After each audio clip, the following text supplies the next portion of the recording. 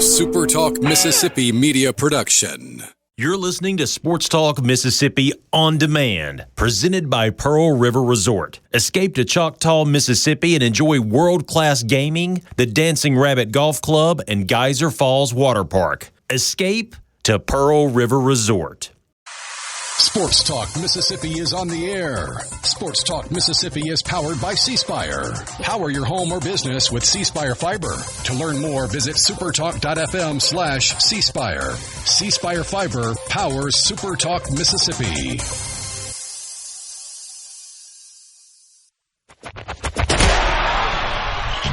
To the junction, in the Grove, and to the top. This is Sports Talk Mississippi.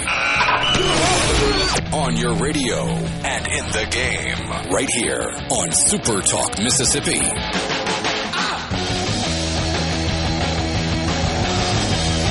Well, we had a weird night in baseball across the SEC and the country. Luckily, the state of Mississippi did not experience that in the same way some others did. Marked safe from upsets. Marked safe from upsets. There were a lot of them, though, across the country. We will talk about that on today's edition of Sports Talk Mississippi. I'm Michael Borkey. He's Brian Hadad. We're together today. I don't know if that's a good or a bad thing, but it is a thing, after all, that we are sitting next to each other at a great place. We love every one of our partners on this show. They're all great. This is one of our favorite stops of the year. We make it multiple times a year at this point. We are at Scruggs, as we told you yesterday. Come by and see us if you type in Scruggs Tupelo or Saltillo. Either one. Saltillo? Is that what he said? That's what I hear. Is that what he just said? That's Saltillo. No, nobody says the O. He just did. I was talking to somebody this morning at the coffee shop. I ran into a church buddy of mine, and I was like, yeah, I'll go to Scruggs up in Tupelo. And he was like, I've never heard of that. I was like, well, I'm going to Saltillo. He goes, no, man, Saltillo. We say Saltillo around here. I can't get behind it. I don't have an accent, so I'll take your word for it. But it's the same thing with pillow. When I was up there calling a game this fall, everybody there was like, no, it's not pillow. It's Pilla. I'm in Pilla. That's what they told me. I had to go with what they said. But we're here, and we're going to have a great day today. We also have some stuff, Hadad, to give away. We have some things to give away. We have baseball. We have 2 tickets each to Mississippi State, Tennessee this on Saturday, and for Ole Miss LSU on Saturday. Plus, oh, by the way, Ole Miss LSU on Saturday, you cannot get tickets unless you come here. The game is sold out. We got 2 of them. The game is sold out, and if you want to get on the secondary market to buy them, you got to take out a second mortgage. That's an expensive game, so all you have to do is come by and see us. See us. We've also got a couple tickets to give away this July here in Tupelo, in the Tupelo area. We're not technically in Tupelo. But Creed is going to be here.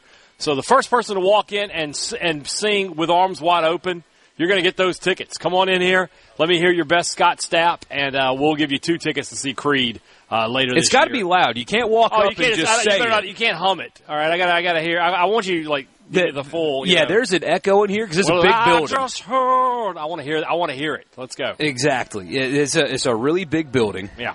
And by so the way, it's got to echo through. This camera shot we've got has got to give you guys an idea of what we've been talking about at Scruggs. Look how far back this place goes. Right? This is just one side. This is only like 10%. There's so much more over that way. Patrick Mahomes could not throw a football where we sit to the back wall of the building right now. And that's the shorter end. You are looking for literally anything. Come see us here at Scruggs. We're in the Pearl River Resort Studios. PearlRiverResort.com is the place to book your next great weekend adventure. What do you like to do on the weekend? You're a golfer? You're an eater? Do you like to enjoy live entertainment? Whatever it is, they've got you taken care of at Pearl River Resort. C-Spire text line is open to you at 601-879-4395. With C-Spire, it's easier than ever to get all the devices you want in one move with the Ultimate Connect bundle. Right now, new and current customers can get a free phone, watch, and tablet, plus 100 gigs of data for just $90. That includes the new iPhone 17 and Samsung Galaxy S26 for free, and a free smartwatch, and a free tablet to go with it. A lot of free. They might as well call it Free Spire. So don't wait. There's more to see. Visit cspire.com or stop by your local C Spire store today. C Spire, inspired by We did learn yesterday that Spire.com is a safe website to type in. I will say that if C Spire's listening, they want to take free Spire, nominal fee. Free Spire is such I'll a be totally great honest idea. with you. If you just cover my bill, we'll call it even. Free Spire. Free Spire. I think Free it's a fantastic idea. So hey, Dad, I will make a confession. Now, I was not looking down. I'm not a priest. I put it on the console, and I had the par 3 contest on. While you were driving? Yeah, I did while I was driving, and my fears were confirmed. Jason Kelce has no business near that, and neither does Kevin Hart. We are destroying a great American institution, which is the Masters. Already, the now driving hats and the big letters, skip it, all that stuff, those are already an abomination. And now you've got Jason Kelce screaming into microphones during the par 3 contest. We can't have this. We've got to dial it back somehow because you're ruining it. You're YouTubeifying the Masters. Yeah. And we can't have that. Question from Ashley and Amory, who asks us on the C Spire text line. With the Masters this week, do you think Lasasso is kicking himself right now? 100%. Now, Liv gave him a very significant contract, and I'm sure that feels really, really good. But there is no doubt at all that he is sitting at home watching all of this go down and having buyer's remorse. There's no way. There's no doubt about it. There's no doubt. And I guess he had one pretty good finish on Liv. The other ones have been not ideal, not a great start for him. But again, he got more guaranteed money than he would have gotten on tour had he even made the tour, which frankly is just an unlikely thing. It's just a lot more difficult. So took guaranteed money. I don't fault him for that, especially in a sport that is so, you are so unlikely to make it compared to really any other sport. If you're the national champion, Fernando Mendoza is going to go number 1 overall. He could be the worst NFL quarterback of all time. He's getting guaranteed money 2 weeks from tomorrow. Yeah.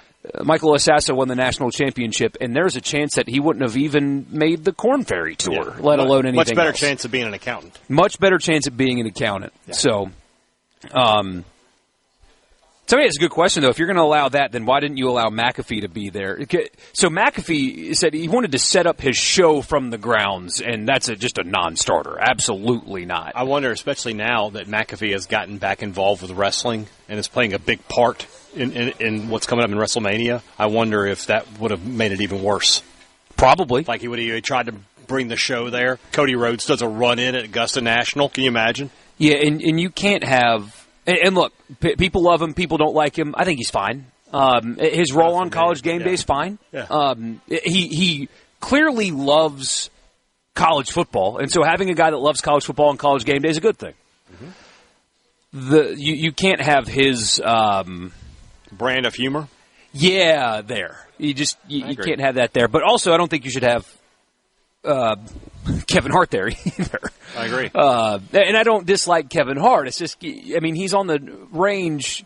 Bryson's giving him lessons on the range. I can't believe Fred Ridley didn't walk out there himself in his $6,000 loafers and tell him to get off of the practice range. That's where the pros are supposed to be. Are you a member? Yeah. You're not. Well, then. You got to go. So he says, "Come on, Borkey, pimento hats. You get it because they sell them there. Yeah, those are the worst. They're hideous and so unbecoming of what a great place that is supposed to be." Will East, I know that Kevin Hart can't be in our social club no more. That much I do know. Social club? He's got to go. So. I was thinking about this in the car, by the way, because I am obsessed with the Masters. As I told you earlier this week, there was a time in my life where I could accurately, perfectly draw the course map, bunkering everything. Yeah. I'm obsessed with it. I love it. It's my favorite week of the year. What is that for you that's not football? Do you have one? My favorite week of the year? Your favorite event that is sports or wrestling or whatever that happens every year? It's probably the Royal Rumble. That's your thing? Yeah, because that's the one where we have the get together around. There's gambling involved. It's the most fun. You don't have to watch wrestling to enjoy it. And that's the one where it starts with two guys and then they keep adding. Yeah, and whoever the last guy standing is, and that's probably the correct answer for me. I will watch one of those because I remember you sent me the YouTube video. Yeah. And it looked like fun. Yeah, it's hilarious. It really looked like it's fun. fun, yeah. And the guys are actually bleeding, as I learned. Well, that was something else. That was the thing that I sent you, the Texas death match. Okay. So that's a different thing. Oh, that's totally different. Totally different, yeah. Somebody says $70,000 a year is not a great deal for Lasasso. I am pretty well sourced on this. It's significantly more than that. Plus, he gets endorsements and everything else. It's significantly more. He's making good money, than but that. There's a once in a lifetime. He's kicking himself this week about I may never play this course. Absolutely, he's kicking himself this week. Yeah, I can't help but agree with that. Heard Stephen A. is going to be on the call with Nance. Oh, jeez, Jim Nance. I'm sorry. Can't even do it. I can't. Yeah. But the key to Stephen A. is to yell and then bring it real low. So you go like, Michael Borkey, what are we doing here? Yeah, exactly. That's a Stephen A. Well, yes, Kim, hook that man up. Already have a winner of the Creed got a winner tickets. Of the Creed tickets. They didn't last. They lasted 10 minutes. Congratulations. Thank you for coming by. We Good appreciate to see you. Yes. We still have baseball tickets, 2 for Saturday, Ole Miss LSU, 2 for Saturday, Mississippi State, Tennessee. How about we talk a little Mississippi State baseball when we come back? They got a win. It was a little close, but they did get a win, and the rest of the SEC did not get a win. We'll talk about all that and more with you from Scruggs in Saltillo, Sports Talk Mississippi, Pearl River Resort Studio. Stick with us.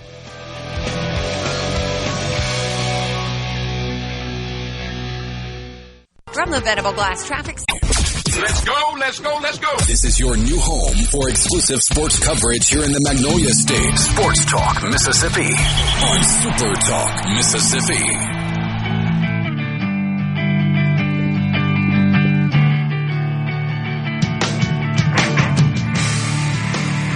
James and Peddle said that him singing actually came through the radio. That's what we wanted. So That's what we wanted. We got the confirmation.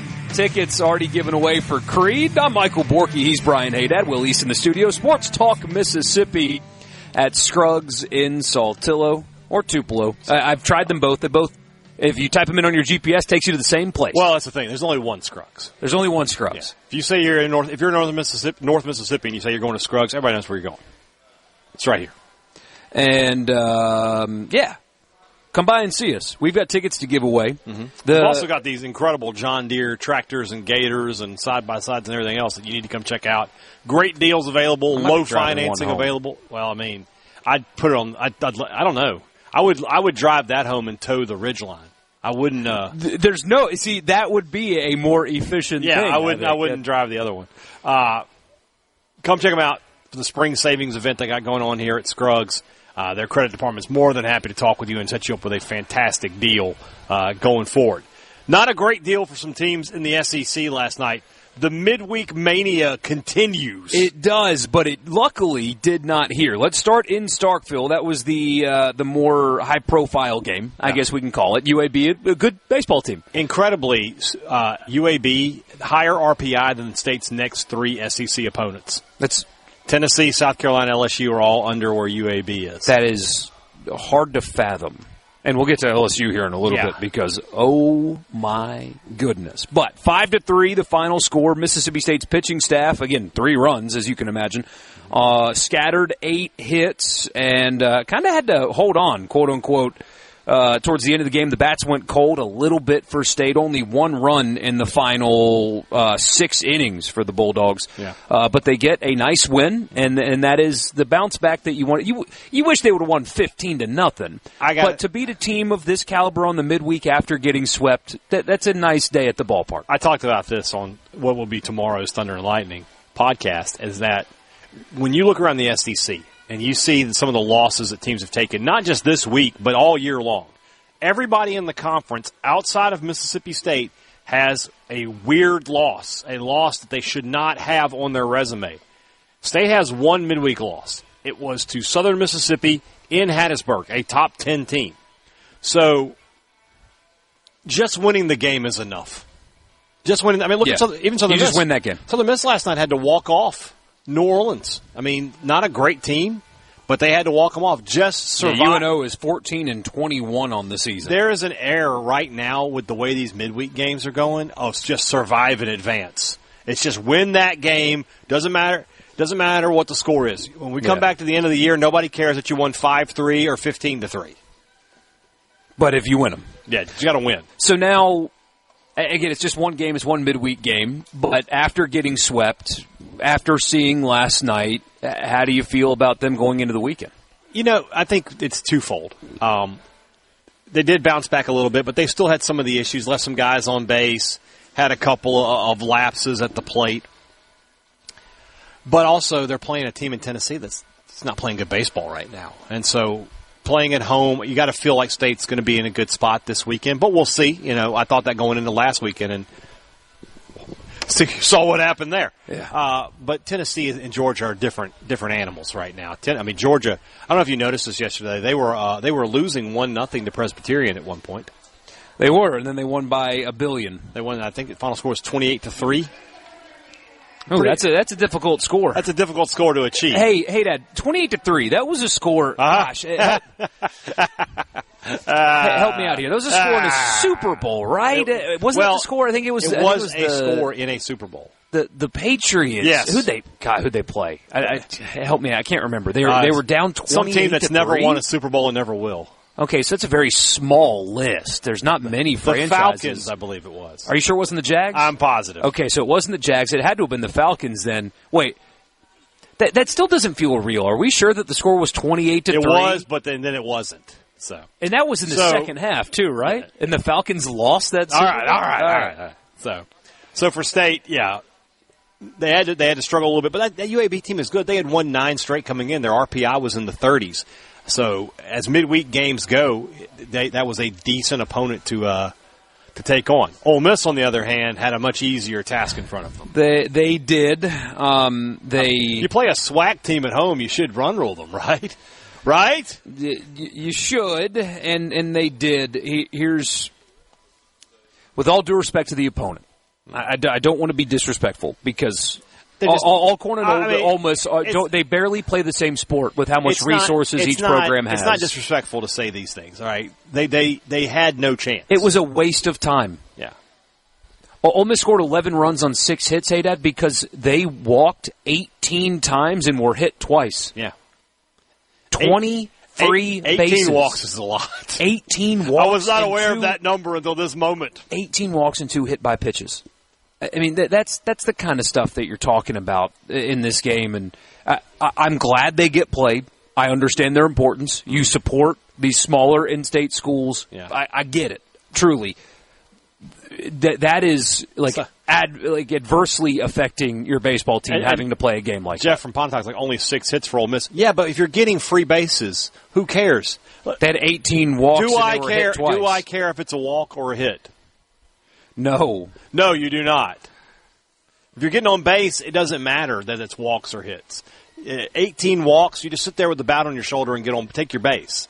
Nobody's going to complain about that. Yeah, so. And especially I have been very hard on this Ole Miss offense because they have earned that. Right. My goodness, the fact that they won a series going 20 consecutive innings without scoring a run is a miracle. Mm-hmm. And the hitters should take the entire pitching staff out to a really nice steak dinner at some point this week and buy them all a bottle of nice bourbon for putting them through. The ones that are eligible to drink. Some of them are young. Kate Townsend can't be doing that. Yeah, that's true. But I am not going to read into at all only getting 6 hits last night, considering, again, they 18 walks, 2 hit by pitches. And it's really hard for a hitter when they saw Florida pitching, whose Game 1 starter was throwing 100 miles an hour, to when you're seeing 58.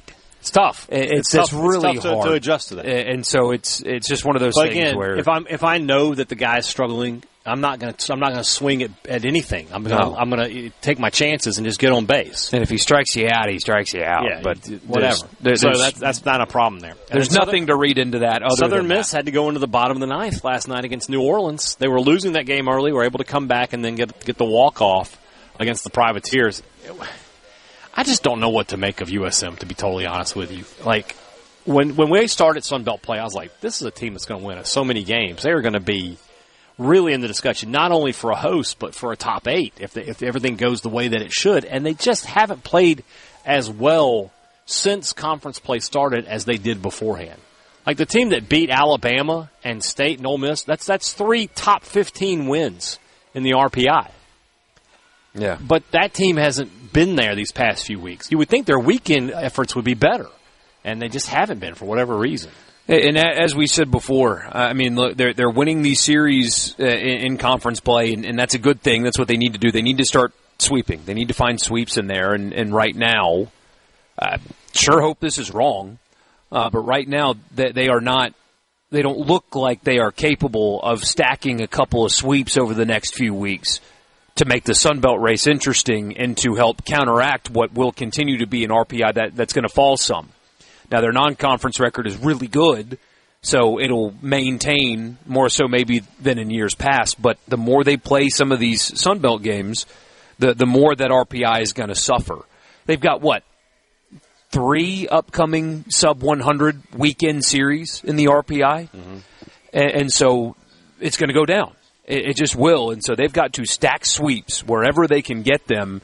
If they can't, they're going to be a 2 somewhere. And I'd be willing to bet I know where they go as the 2. That seems Starkville, Mississippi. Very likely if that were the case. So they got to start stacking some sweeps. So good to get a win last night. Last night doesn't quote-unquote matter beyond that. Their last 3 series, as you mentioned, are all sub-100, I believe. Texas State, South Texas Alabama, State is good. and Texas Louisiana Monroe. Texas State won to beat Texas A&M just last night, and they had Texas on the ropes a few weeks ago. They're a top 40 RPI. But Monroe and who were the other 2? You just went away from it for whatever reason. South Alabama, Monroe, Texas State, Georgia Southern in there. They have Louisiana this weekend. James Madison as well. I know that was out of order, but those are the James Madison, ULM, and I forget what the other. I've already forgotten what you said. But there are 3 sub 100s in there. They need to be 9-0 in those games. Got to win them all. You go 9-0, and you can go 2-1 in the rest of the series, and you'll be just fine. But dropping some of those 100 games. Yeah, that's something.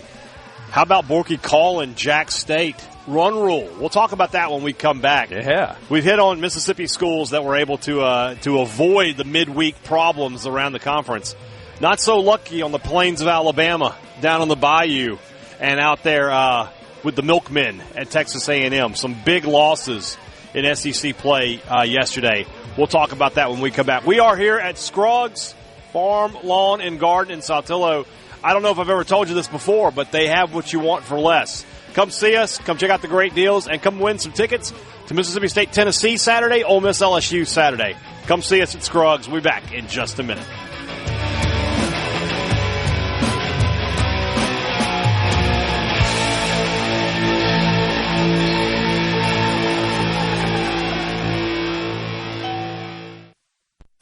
From the sea, this is Sports Talk Mississippi, right here on SuperTalk.fm, the SuperTalk Mississippi app, and always live on your local SuperTalk Mississippi radio station.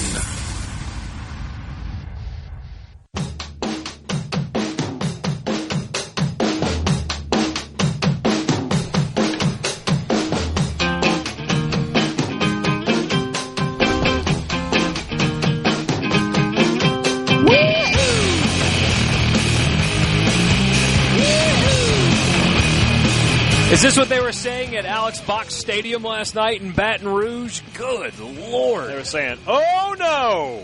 And this is during a week, by the way, where their fans are leading a grassroots, please give the baseball program money campaign to try to keep their coach around, because I don't even know if it's true or not, but they think that LSU is going to start essentially defunding baseball. I can't see that happening. I can't either, but there is only so much money to go around, and when Kiffin is demanding $50 million for one team, and Will Wade's demanding $20 million for one team, and Kim Mulkey's got to buy her jackets, I mean, there's only so much money to go around. Her jacket fund could buy you a national title. It would sadden you how much money she spends on those ridiculous jackets. Well, that she there's wears. only so many peacocks in the world that you can kill for them. Exactly. I mean, I wonder if she has like a nearby farm that she uses. Those are farm-raised peacocks, yeah. Ostrich. Yeah, like that she's got her own. Yeah. But there's seriously Birds of paradise. There is a fear among LSU people that they are defunding or not going to fund baseball to Jay Johnson's satisfaction moving forward. They speaking of not their satisfaction. Exactly. So they're doing all this to please coach, don't go. Here's all this money that we're giving you, and then he turns around and loses to Bethune-Cookman at home last night. Really tough loss. I mean, Bethune-Cookman, if I looked it up, I think I'm correct, a RPI of 211. And they are one of the best, if not the best team in their conference. Yeah, I mean, they're still. You look at their overall record, they're 23-10, 10-2 in the SWAC, but, I mean, this is the nature of business in the SWAC. I don't know how many games I could tell you that LSU has 11 hits and their opponent had 3 errors and they still somehow lost. But that's what happened there. So they lose that one. Texas State hosting Texas A&M. That's a great thing for Texas State to be able to get A&M to come to their stadium. 9-8, your final score there. The Bobcats take down the Aggies there. The result of the night, though, over at Auburn, and Borkey did, in fact, call it. Auburn gets run-ruled on its own home field by Jacksonville State, 15-4. The Gamecocks, right? That is correct. The Gamecocks had 17 hits. Auburn committed 4 errors. Ugh. And, 15-4 in 8 innings is the final score. I thought Auburn maybe, they swept. They took 2 out of 3 from Arkansas this past week. By the way, Arkansas won against Little Rock 7-0 in a game where they only had 4 hits. So, we're talking about Ole Miss earlier only having 6 hits. Kind of the same thing here. South Carolina lost as well. They lost to College of Charleston between 2. That's 2 programs. Name that mascot. They're not the Camels, are they? It's a C. Is it the Camels? It's a C, but it's not the Camels. The Cougars of College of Charleston. Are Campbell the Camels? The Campbell are the Camels. Yep. Okay. Campbell Camels is that's a little too much alliteration. Yeah, that's a tough one. So yeah, and then would have been the other way around, a little bit of an upset. Florida bounces back from losing to Ole Miss. Mm-hmm. They beat Florida State in Tallahassee last night, 4-3, the number 5 ranked Seminoles. So just some weird results. Again, we're talking about State and Ole Miss and Southern Mississippi. Just winning is enough right now. With the way these games have been going all year long, since the first week of the season, just winning these games is enough. So State, Ole Miss, Southern Miss, that's 3-0. You will take that every single time right now. Just don't mess up in the midweek, and then see whatever happens to you in the weekends. LSU this season has losses to McNeese twice. Mm-hmm. They have 2 losses to McNeese, right? Am I reading that correctly? No, they have a loss to McNeese. Lost to McNeese. They have a loss to Northeastern. Yes. Louisiana. Yes. Lafayette. Yes. Otherwise known as Louisiana. Right. Sacramento State. Two of them to yeah. Sacramento State. Yeah. And they have another one in there too. They have another one, I believe, other than last night. No, that's it. That covers their bad losses anyway. Now they've lost on the weekend as well. They lost the Oklahoma series. They lost the Vanderbilt series.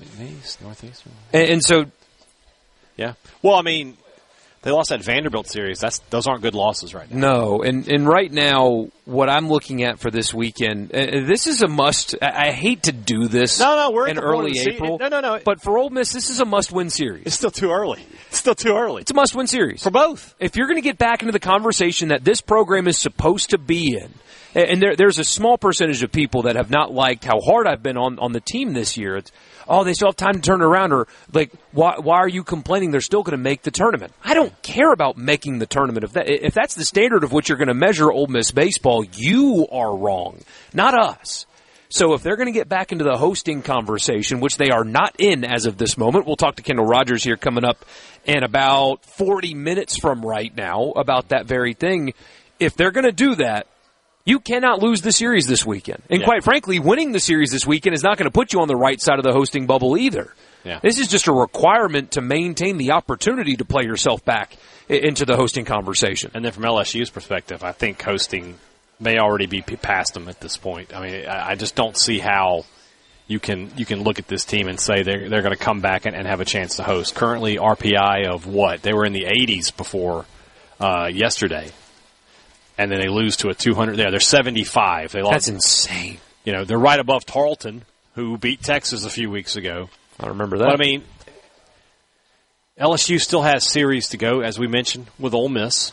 They still have series to go with Mississippi State. They got to come to Starkville. They still have to they have to play Texas A&M.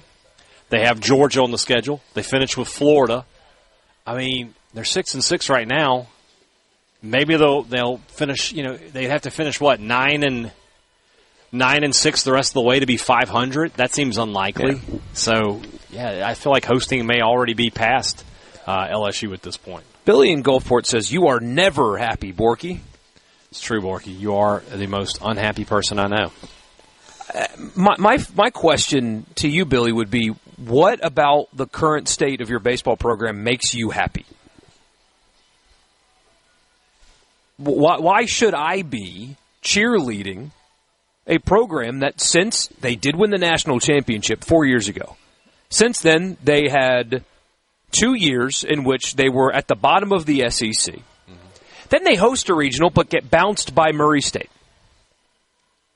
And now, currently, there's a lot of season left. They can play themselves back into that conversation, but right now they're on the outside looking in of the hosting conversation.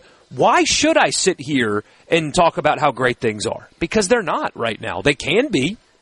This team pitches it so well, my gosh, when they get into a regional, even if they don't host, you're going to hate Southern Miss. If you host, you're going to hate, because this is how the committee works, seeing Ole Miss as your 2 seed. If they have to go to Chapel Hill or whatever, and you see the way Ole Miss pitches it, and they come to your regional, you're terrified. The way Ole Miss pitches, even in a 2-3 game, they can pitch Rabe and save Hunter Elliott for game 2. And, I mean, the bullpen depth is just outstanding. So I'm not saying this season's over. It's not anywhere close to being over. But if you want somebody to sit here and tell you that everything's awesome all the time, you're listening to the wrong program. You are, because that's not what we do here. Yeah. During football season, I was all about how good Ole Miss was, because they were good. Mm-hmm. They've got a lot to prove yet this season. In the last 3 years have simply been so subpar. You should have skepticism until proven otherwise. Not you should have optimism until, yet again, they underachieve. That's not what I'm going to do. And, always appreciate you being here. We just have a fundamental disagreement there. Yeah. But they have not earned your optimism yet. That being said, winning that series last weekend was big. It helps a ton. Yeah, if they had lost that series, they'd be in real trouble. If they had gotten swept, they'd have been swimming without a paddle at that point. But right now, if they beat LSU and they're sitting at 8-7, you're in a pretty good spot. You're feeling okay, and then the next series becomes the most important one, and then it goes from there. But yeah, I mean, I love the way they pitch it, though. If you are looking for, it's the pitching. Your reason for optimism. They will pitch it well enough to be in every single series that they play. Because after LSU, you got to go on the road to Lindsey Nelson, which is just a crackerjack box. And I know they renovated it, but it doesn't make the fences any Georgia deeper. Coming in. But you can win that Tennessee series with the way you pitch it. Absolutely, you can do that. It'll be tough to beat Georgia. Yeah, that offense. Arkansas will be interesting. Maybe a combined 12 runs between both teams. First to 4 in every game wins. Yeah, really, could be a chance. And then that Alabama series at the end of the year is going to be really, really tough. If Alabama is playing some really good baseball right this second, so that's the thing with the SEC. There's never going to be very, very few times you can get a weekend where you just kind of catch your breath. State kind of gets that when they play South Carolina next weekend, but Carolina has shown these past few weeks they're not Texas the same team. Once. Missouri took 2 out of 3 this past weekend from Kentucky. They beat Missouri State last night. Yeah, they're not the pushover team they were a year ago. So, yeah, we got plenty of baseball left to be played before anything has to be decided. Sports Talk Mississippi, live from Scruggs in Saltillo. We'll tell you a little bit more about why we're here and why you should come here when we come back. Stick with us in the Pearl River Resort Studio.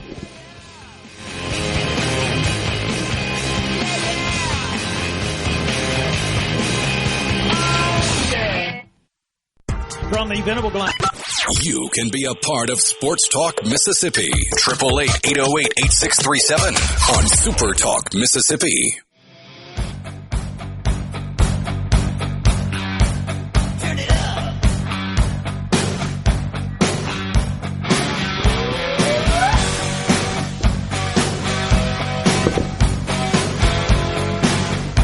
Oh, I got to do it? Yeah. All right, I'm so used to you. Well, you do it sometime. Sports Talk Mississippi. Back here with you on a Wednesday afternoon. Brian Hadad, Michael Borkey, Jonathan Skinner is joining us right now. What I ask you all the time, what is the official title here at Scruggs, other than Grand Poobah of everything? I don't have one. Okay. I'm just the boss man. I'm just here. The boss man. Boss man. Yeah. No. Well, we're going with that, though. Okay, So, well, that sounds fine. all right. It's spring. It's time to mow the grass. Nothing better than a John Deere mower for that. What do we got on offer here for the fine folks that come to see us here at Scruggs? So right now, John Deere has a promotional of 0% interest for 36 months, essentially on every Z-Track mower that we've got. That includes your 3s, 5s, 7s, and 9s. Okay. So I don't know if you've noticed interest rates on literally anything else are impossible to afford. Yeah. They're paying you to take these. Pretty much, yeah. So we always are just amazed at the inventory that you have here and you know, how you keep up with everything. But it feels like, and we've sat in this exact spot before, it feels like you've got more John Deeres right now than you've had in the past. we do. You're ready to roll. Yeah, we do, and we've got a good team here. One of our guys, he's been doing this forever, and he keeps us stocked up. And we just roll them out. We've sold, I don't know, 2 or 3, 4 or 5, something like that today. So you're welcome for a Wednesday, that's pretty good. So yeah, we stay busy. We keep the inventory. We've got a lot of it, and we're making deals. So how much of that can you directly attribute to Brian Hadad specifically? Brian, we do have several people. I mean, it shocked me how many people come in here and actually say they hear it on Thunder and Lightning. And we've sold quite a bit from the Starkville area. And like I was telling you, we have a lot of people come from Oxford, Lafayette County. I mean, they roll over this way, and we appreciate them. They all work for Richard. They work for his one of his organizations, one of his enterprises. By the way, if you're speaking about how the advertising on Thunder and Lightning, how well it works for you, if you just reach out to my friend Kim Dill, if you're a business owner, she'll be more than happy to take your phone call and get you on board with Thunder and Lightning. Absolutely. Also, Sports Talk Mississippi, the show that we are currently on, Brian Hadad. I'm just saying, trying to keep it small. And then we give them a little taste. And then, it's sort of like him. He gets you to come in here for one of those $2 20-ounce Cokes. Sure. The only place in the state of Mississippi I can get a 20-ounce Coke Zero for less than $2. Yep. And then Chris from Saltillo said, I know why you're at Scruggs, because it's got the cheapest beer around. They do have the cheapest But beer. you start there. And then you work your way over here. Mm-hmm. And next thing you know, I've agreed to, go tell it's magic. Exactly. I tell my wife, hey, we got a zero turn coming to the house. Yeah. You'll ship, right? Exactly. You buy the beer, we'll give you a lawnmower. I didn't see the chickens, and I'm kind of glad I didn't see them because they might be coming home in a box with me. I saved a coop on Facebook Marketplace. Yeah. They keep knocking the price down, so I'm just waiting. Waiting to get there? And if it finally gets to a point where I get them. But I'm glad I didn't see them because I might have pulled the trigger on the chickens. On the chicken coop. Yeah, there were a bunch of them over there. You could hear them over here. Yeah. Yeah. That scares me. Right now, one of the things people are going to be concerned about is financing when they want to do that. I tell people all the time on the podcast, come talk to the credit department. They'll find a way. Absolutely, man. We got 7 people that work for us, and any one of them, including myself, will be more than glad to sit down with you, construct a payment, what is in your budget, and we use John Deere, and they're a very good credit line. And they're easy to work with, so, I mean, don't worry about that. We'll take care of all that. Yeah, because when you look at equipment like this, it can be kind of intimidating, like buying a car. When I bought my first car, not only was I terrified, but the guy kind of worked one over on me a little bit. I paid way more than I should have. The rate was awful. Why didn't you bring your dad with you? Because I was a man. I wanted to do it on my own. See what happened. And it did not work. But people kind of have that when they buy big equipment like this, but they're not going to get that experience at all here. No, we don't push people to do anything they do not want to do at all. That's not our mantra. That's not what we do. We, like I say, we qualify people, what they want, what they're looking for, what's in their budget, and we kind of put a basis out there to see what they're looking for, and get them going. We sell a lot of stuff here, a lot. Matter of fact, there's something going out the door now. There it is. So this place rolls, and we've got the best deals around, and some of the best salespeople around. And for all yards, too. I mean, we're looking at, like, big hunting land and also, like, my backyard. Absolutely. We sell tractors of any size, 25s, 30s, all the way up to, 120, 200 horsepower. Whatever someone's looking for, we've got it, can get it. We sell CWP equipment, commercial work site, so we've got it all. We say it all the time on the podcast. It doesn't matter what you're doing this weekend. Scruggs Farm, Lawn, and Garden has something that'll make your weekend easier. Tools, mowers, literally everything. Yep. Come see him here in Saltillo. Jonathan, always a pleasure. Man, we appreciate y'all. He says he's about to leave. I'm not going to let that happen. He's saying the whole way, all the way to the end of Thunder and Lightning. We're going to make that. Oh, the best compliment that this store could get on the text line. Scruggs sounds like a store you'd see Ron Swanson shopping at. There's like 20 Ron Swansons in here right this second. All right, when we come back, 4 o'clock hour, plenty of baseball talk. Kendall Rogers is going to join us at 4:20. We got stuff to talk about. We'll do it when we come back. Sports Talk Mississippi, we are live here at Scruggs. Please come see us. Still tickets to give away. I think we got the Ole Miss tickets gone. They're gone. They're gone. Mississippi State, Tennessee tickets, we've got them. Come get them here at Scruggs.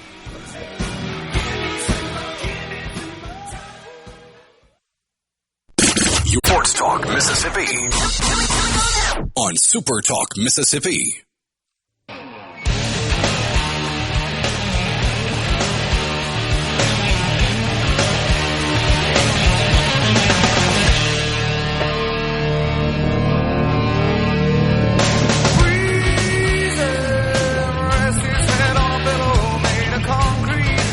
Right on time is Brian Hadad. I was worried that he was going to be late. There was 10 seconds on the clock. There was a line. And he sat down right on time. I do think that if you made us time the like if we had no music and we had to time the show like in our internal body clock, I think we'd do a pretty good job. I would be close. Of knowing when our breaks are and stuff like that. I'm Michael Borkey. He's Brian Hadad, by the way. Sports Talk Mississippi. Yeah, I know when to look at the clock. Like, it's great. What's funny is I do that on the weekends, too. Like, if I look at my house and I see that it's like 3:37, I'm like, well, yeah. A little panic sets in. Well, it's not even that. It's just like, well, we'd be talking if that was this was a Tuesday. Yeah, we most certainly would. So glad that you guys are with us. It is Masters Week. It is a big baseball week. The draft is 2 weeks away. You've got just a lot going on. The basketball season mercifully came to an end for everybody on Monday. The portal is open. I saw that. Some people probably wanted it to keep going. They were having a good time, but not us. Not here in the state of Mississippi so much. Not us at all. But the portal's still churning hard. I haven't seen any commitments from either Ole Miss or State yet, but there was another entry that we didn't mention yesterday, Brandon Walker of Mississippi State. Brandon Walker is transfer? Oh, the other Brandon Walker. Well, I mean, if he keeps getting that's right, berated, that's right. I'm going to get out of here. I've had enough. If his boss at Barstool keeps berating him like that, he might also hit the transfer portal. I think, as a fan of the sport of pro wrestling, I know kayfabe when I see it, so that's not an issue. But yeah, Brandon Walker in the portal. So Brandon Walker in the portal, but Mississippi State did announce today that King Grace is returning to Mississippi State. He'll be a true sophomore next year. I saw a lot of promise in that young man. I think he can be a big-time player in the SEC. So that's a good one for Mississippi State. Knowing State the way I do, anybody who's coming back, they're going to stagger these things. You're not going to get like 4 or 5 announcements all at once. So Grace coming back. If and when Jamarian Davis-Fleming decides to return to Mississippi State, if somebody like T. Bartlett stays at Mississippi State, that'll be good news. And then there's the Hubbard one who, as I told you guys yesterday, I fully expect him to test the NBA waters again, but I fully expect him to get the same feedback he had a year ago, which is he's just not quite tall enough. It's a PSA. If you see Josh Hubbard has declared for the NBA draft, do not freak out. In basketball, you are allowed to do that. You are allowed to declare for the draft and return to school. What the declaration does is allows the players, as Hadad said, to get feedback from the NBA real evaluation type stuff, and you can make an informed decision on whether or not to stay in the draft. It's not too dissimilar to what we've been talking about during the whole Trinidad thing, about because you had this out there as, well, he's a first-round pick. Why would he stay in school when he's a first-round pick? No, all of the feedback that they got from the NFL, all of it was, you need to stay in school if you can.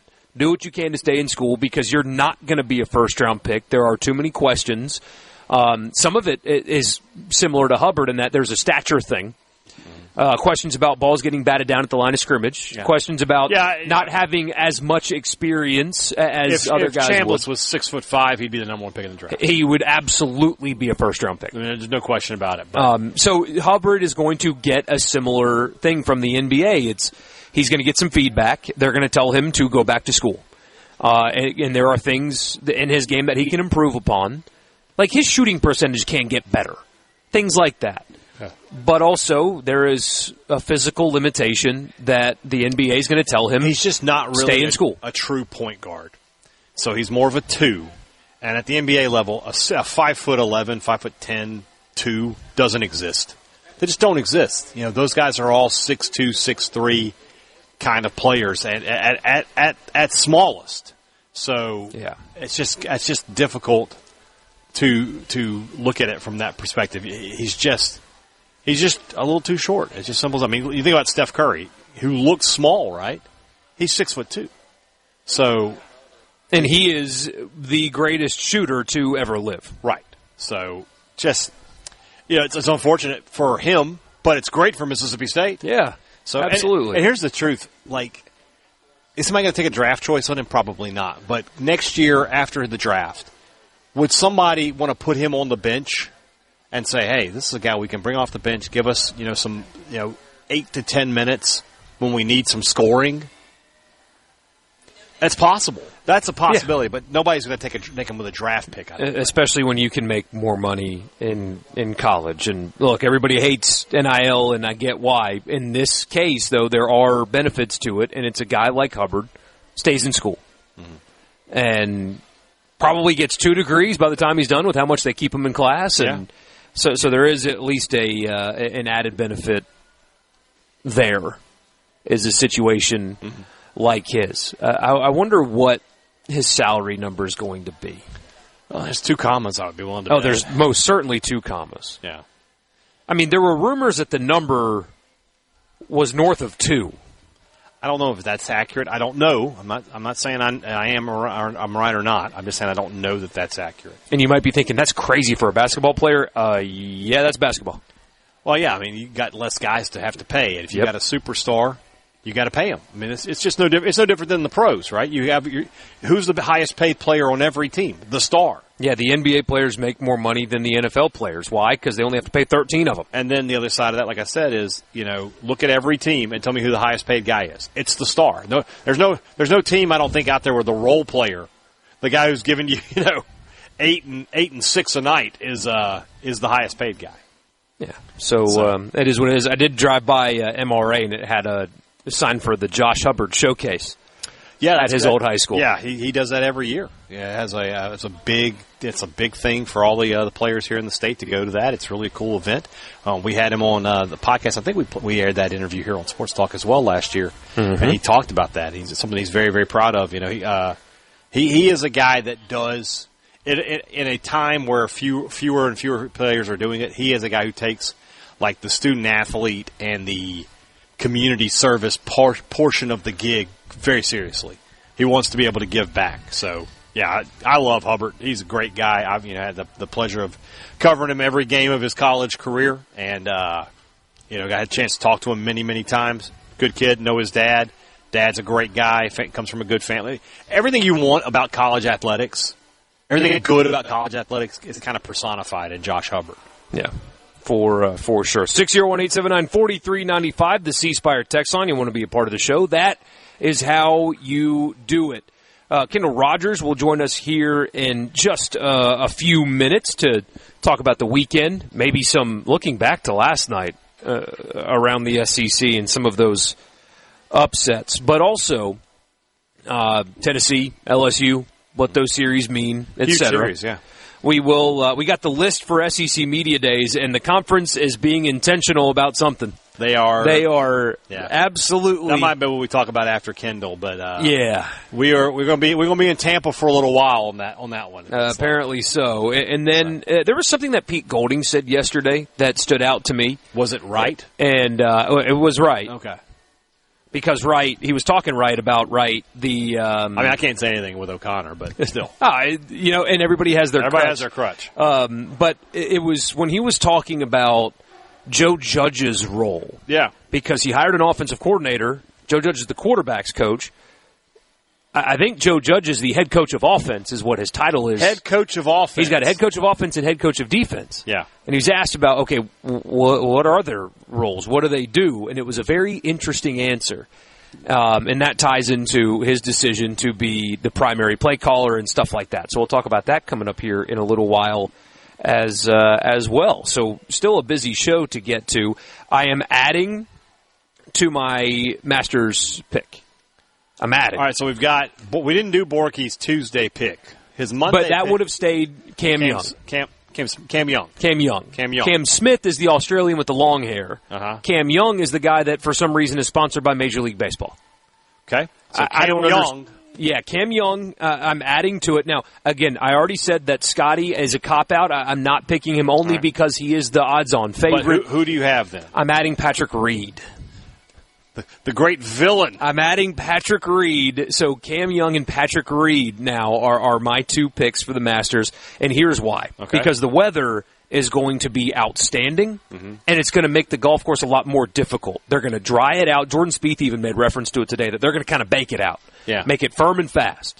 Well, who benefits from that? Firm and fast? Firm and fast. Firm and fast, not firmin. Not firm and fast. I was like to say, is that something like a hashtag? Not like the attorney from the OJ trial, no. Firm and fast. I was thinking do the Paladins run like a no-huddle offense? What's going on there? But who benefits from that? Guys that have a ton of experience there.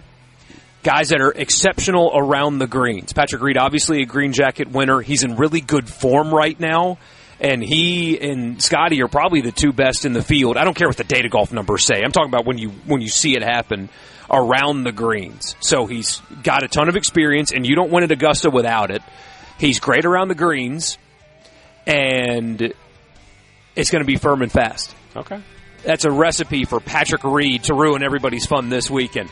Kendall Rogers hates your team, and he will join us on the Farm Bureau guest line when we come back.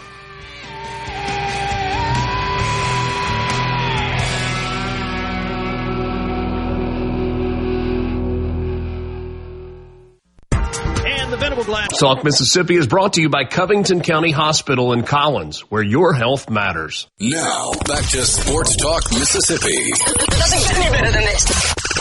On Super Talk Mississippi.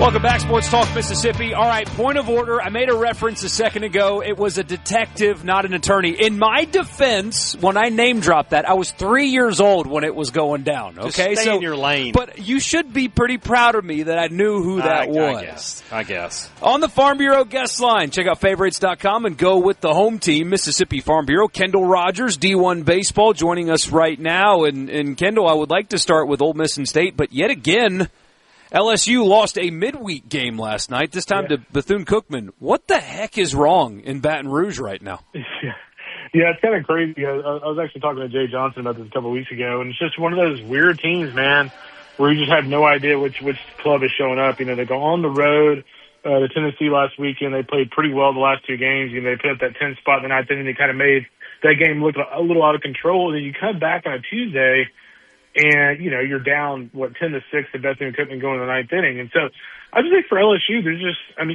they're a scary team because you literally have no idea what team's going to show up. And so, you know, there are some things. I like what they did over the weekend. Obviously getting Cade Aaron Beatty hot offensively could be huge for LSU. You know, Eddie Amin, had some big hits for them over the weekend. He's kind of a new guy in that lineup. And so there are some things I like. But again, I mean, especially on the mound, man, they are just wishy-washy. So, in essence, they're just a very consistent team, but they're still dangerous. You've got kind of a bad-on-bad situation then developing in Oxford, because the elevator pitch on Ole Miss is, hey, they're going to pitch the heck out of it, but at the plate they are at best wildly inconsistent. In reality, they're just not a very good offensive baseball team. So LSU can't pitch it, Ole Miss can't hit. What gives?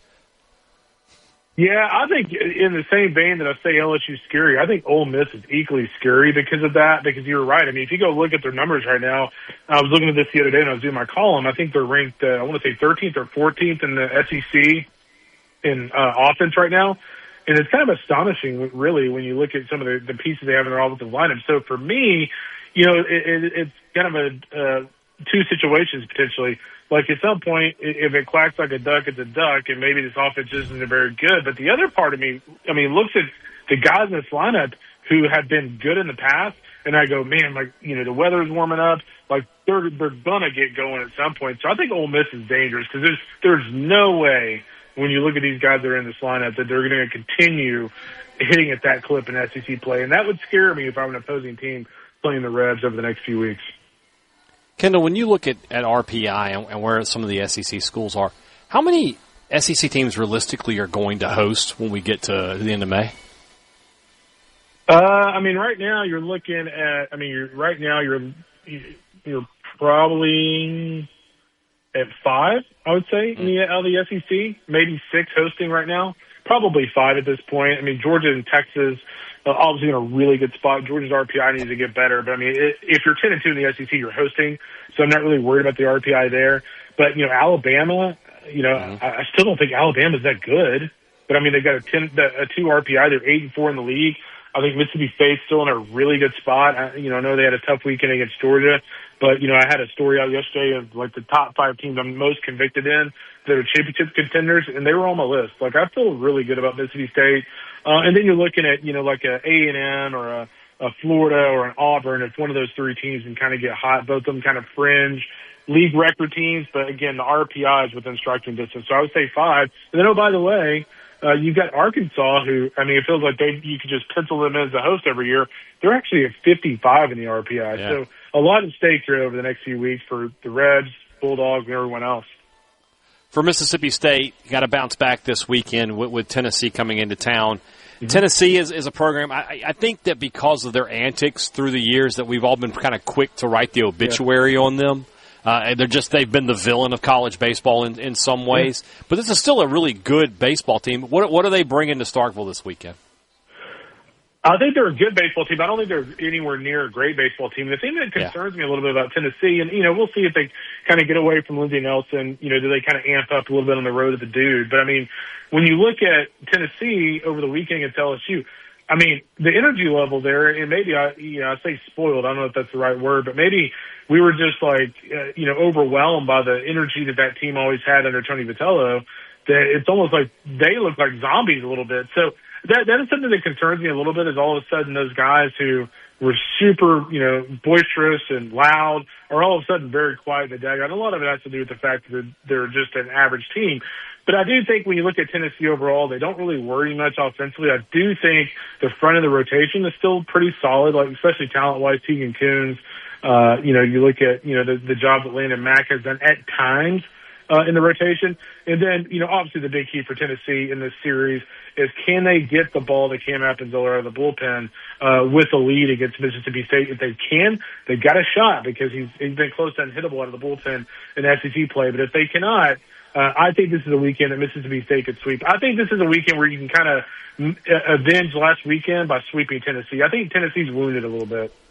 Speaking of last weekend, what was your take about what happened in Starkville? Georgia comes in, looks like a true national championship contender, but that's what we thought Mississippi State was going into the weekend. Mm-hmm. Should we change our mind on that after last weekend's result? Yeah, I think Georgia's really good. I wrote this, was it 3 weekends ago now when they played Texas A&M in College Station. I really like their club. I feel like Georgia has kind of hard-nosed attitudes at times. They're teams that they kind of come across like they're tough, but they're really not. I think this team's really tough. And I think I go back to the play that I want to say it was in the 9th inning. Correct me if I'm wrong. I think it was in the series opener. But Trey Phelps goes into foul territory like almost gets clotheslined, makes the play, a diving play, and like he's immediately up on his feet firing a bullet to home plate. And I thought that singular play to me was basically like a microcosm of what this Georgia team is all about. This Georgia team's hard-nosed. They're playing like they're on a mission. I still don't know if they have quite the rotation to win a national championship, but I do like their bullpen pieces. I mean, Justin Bird's good. I mean, Matt Scott threw well against State. Kate Naoki's really good.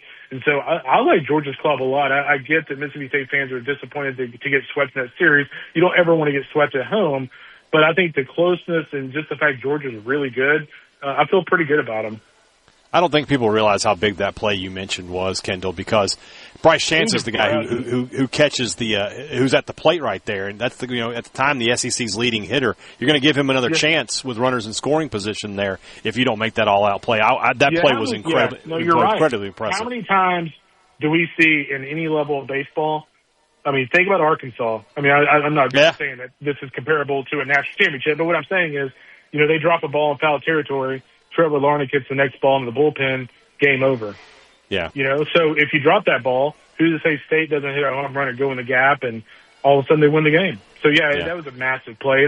And again, that's one, if Georgia goes on a run, let's say Georgia wins the national championship, that's a play I'm going to look back on and probably write about because I think that told me a lot about that team. A few weeks ago, we were talking about Southern Mississippi and saying this is a team that could end up on the left side of the bracket and be a super regional host the way they were playing and some of the wins they had. Sunbelt play has not really gone according to plan for them. They're 7-5 in the league. Are they at the point now where they've got to start finding some sweeps on the weekend? They probably do, just because I think even if they keep winning series, I think they're just going to keep leaking oil in the RPI. I think they're just going to keep dropping. And so I do think you need to get some sweeps. I think the biggest thing when I look at conference play is just kind of going through the numbers. I mean, McCarty English in league play doesn't have a great ERA. Cam Sunstrom in league play doesn't have a great ERA. Colby Allen in league play doesn't have a great ERA. By the way, the offense hasn't exactly knocked the cover off the baseball. I mean, you still got 2 or 3 starting, hitters that are hitting 230 or lower in conference play. So I think it's one of those classic situations to where they played so well. Let's not forget, they had a lot of things go their way the first 2 weeks of the season. And I won't say they resorted back to who they really are, but they just had a tough time, I think, handling kind of being the primary hunted team. But there's no doubt. I mean, I still have faith in this lineup. It's a little bit, I wouldn't say I don't think there's as much upside as Ole Miss's lineup could have, but I do think if everybody's kind of clicking on all cylinders, I still think this lineup could be really good by the end of the season. And then, of course, on the mound, maybe it's just like recency bias, but, looking, toward the end of the season, I've got to believe in Colby Allen, right? He's been there so many times. I got to feel like he's going to figure that out on a consistent basis down the stretch. So, am I concerned about Southern Miss? Yes. Am I throwing in the towel on them as a potential kind of Omaha contender? Not quite yet. Got about 60 seconds, Kendall. Are you going to spend a week's pay and go to Texas A&M and sit in the stands this weekend? I am not, but I tell you what, it's funny. You guys know me. I mean, I went to school at A&M, and I obviously know a lot of Aggies and Longhorns. And I've had multiple people who had not followed A&M baseball a day in their life reach out to me. Hey, where I can find some tickets? So I told somebody this earlier today, real quick. But with the way that Jim left A&M, those people never really had a chance to kind of yell at him a little bit. They're going to have their chance on Friday, and I have a feeling there'll be a few 4-letter words, perhaps. I call it like the mini version of Lane Kiffin returning to Oxford. There you go. Kendall Rogers, D1 Baseball, man. Have a great weekend, and we'll talk to you again soon. Y'all be good. See ya. Kendall joins us on the Farm Bureau guest line. Check out favorites.com and go with the home team. SEC Media Days. The schedule is out. When is your team talking? We'll tell you when we come back. Sports Talk Mississippi live at Scruggs in Saltillo. Back in just a minute.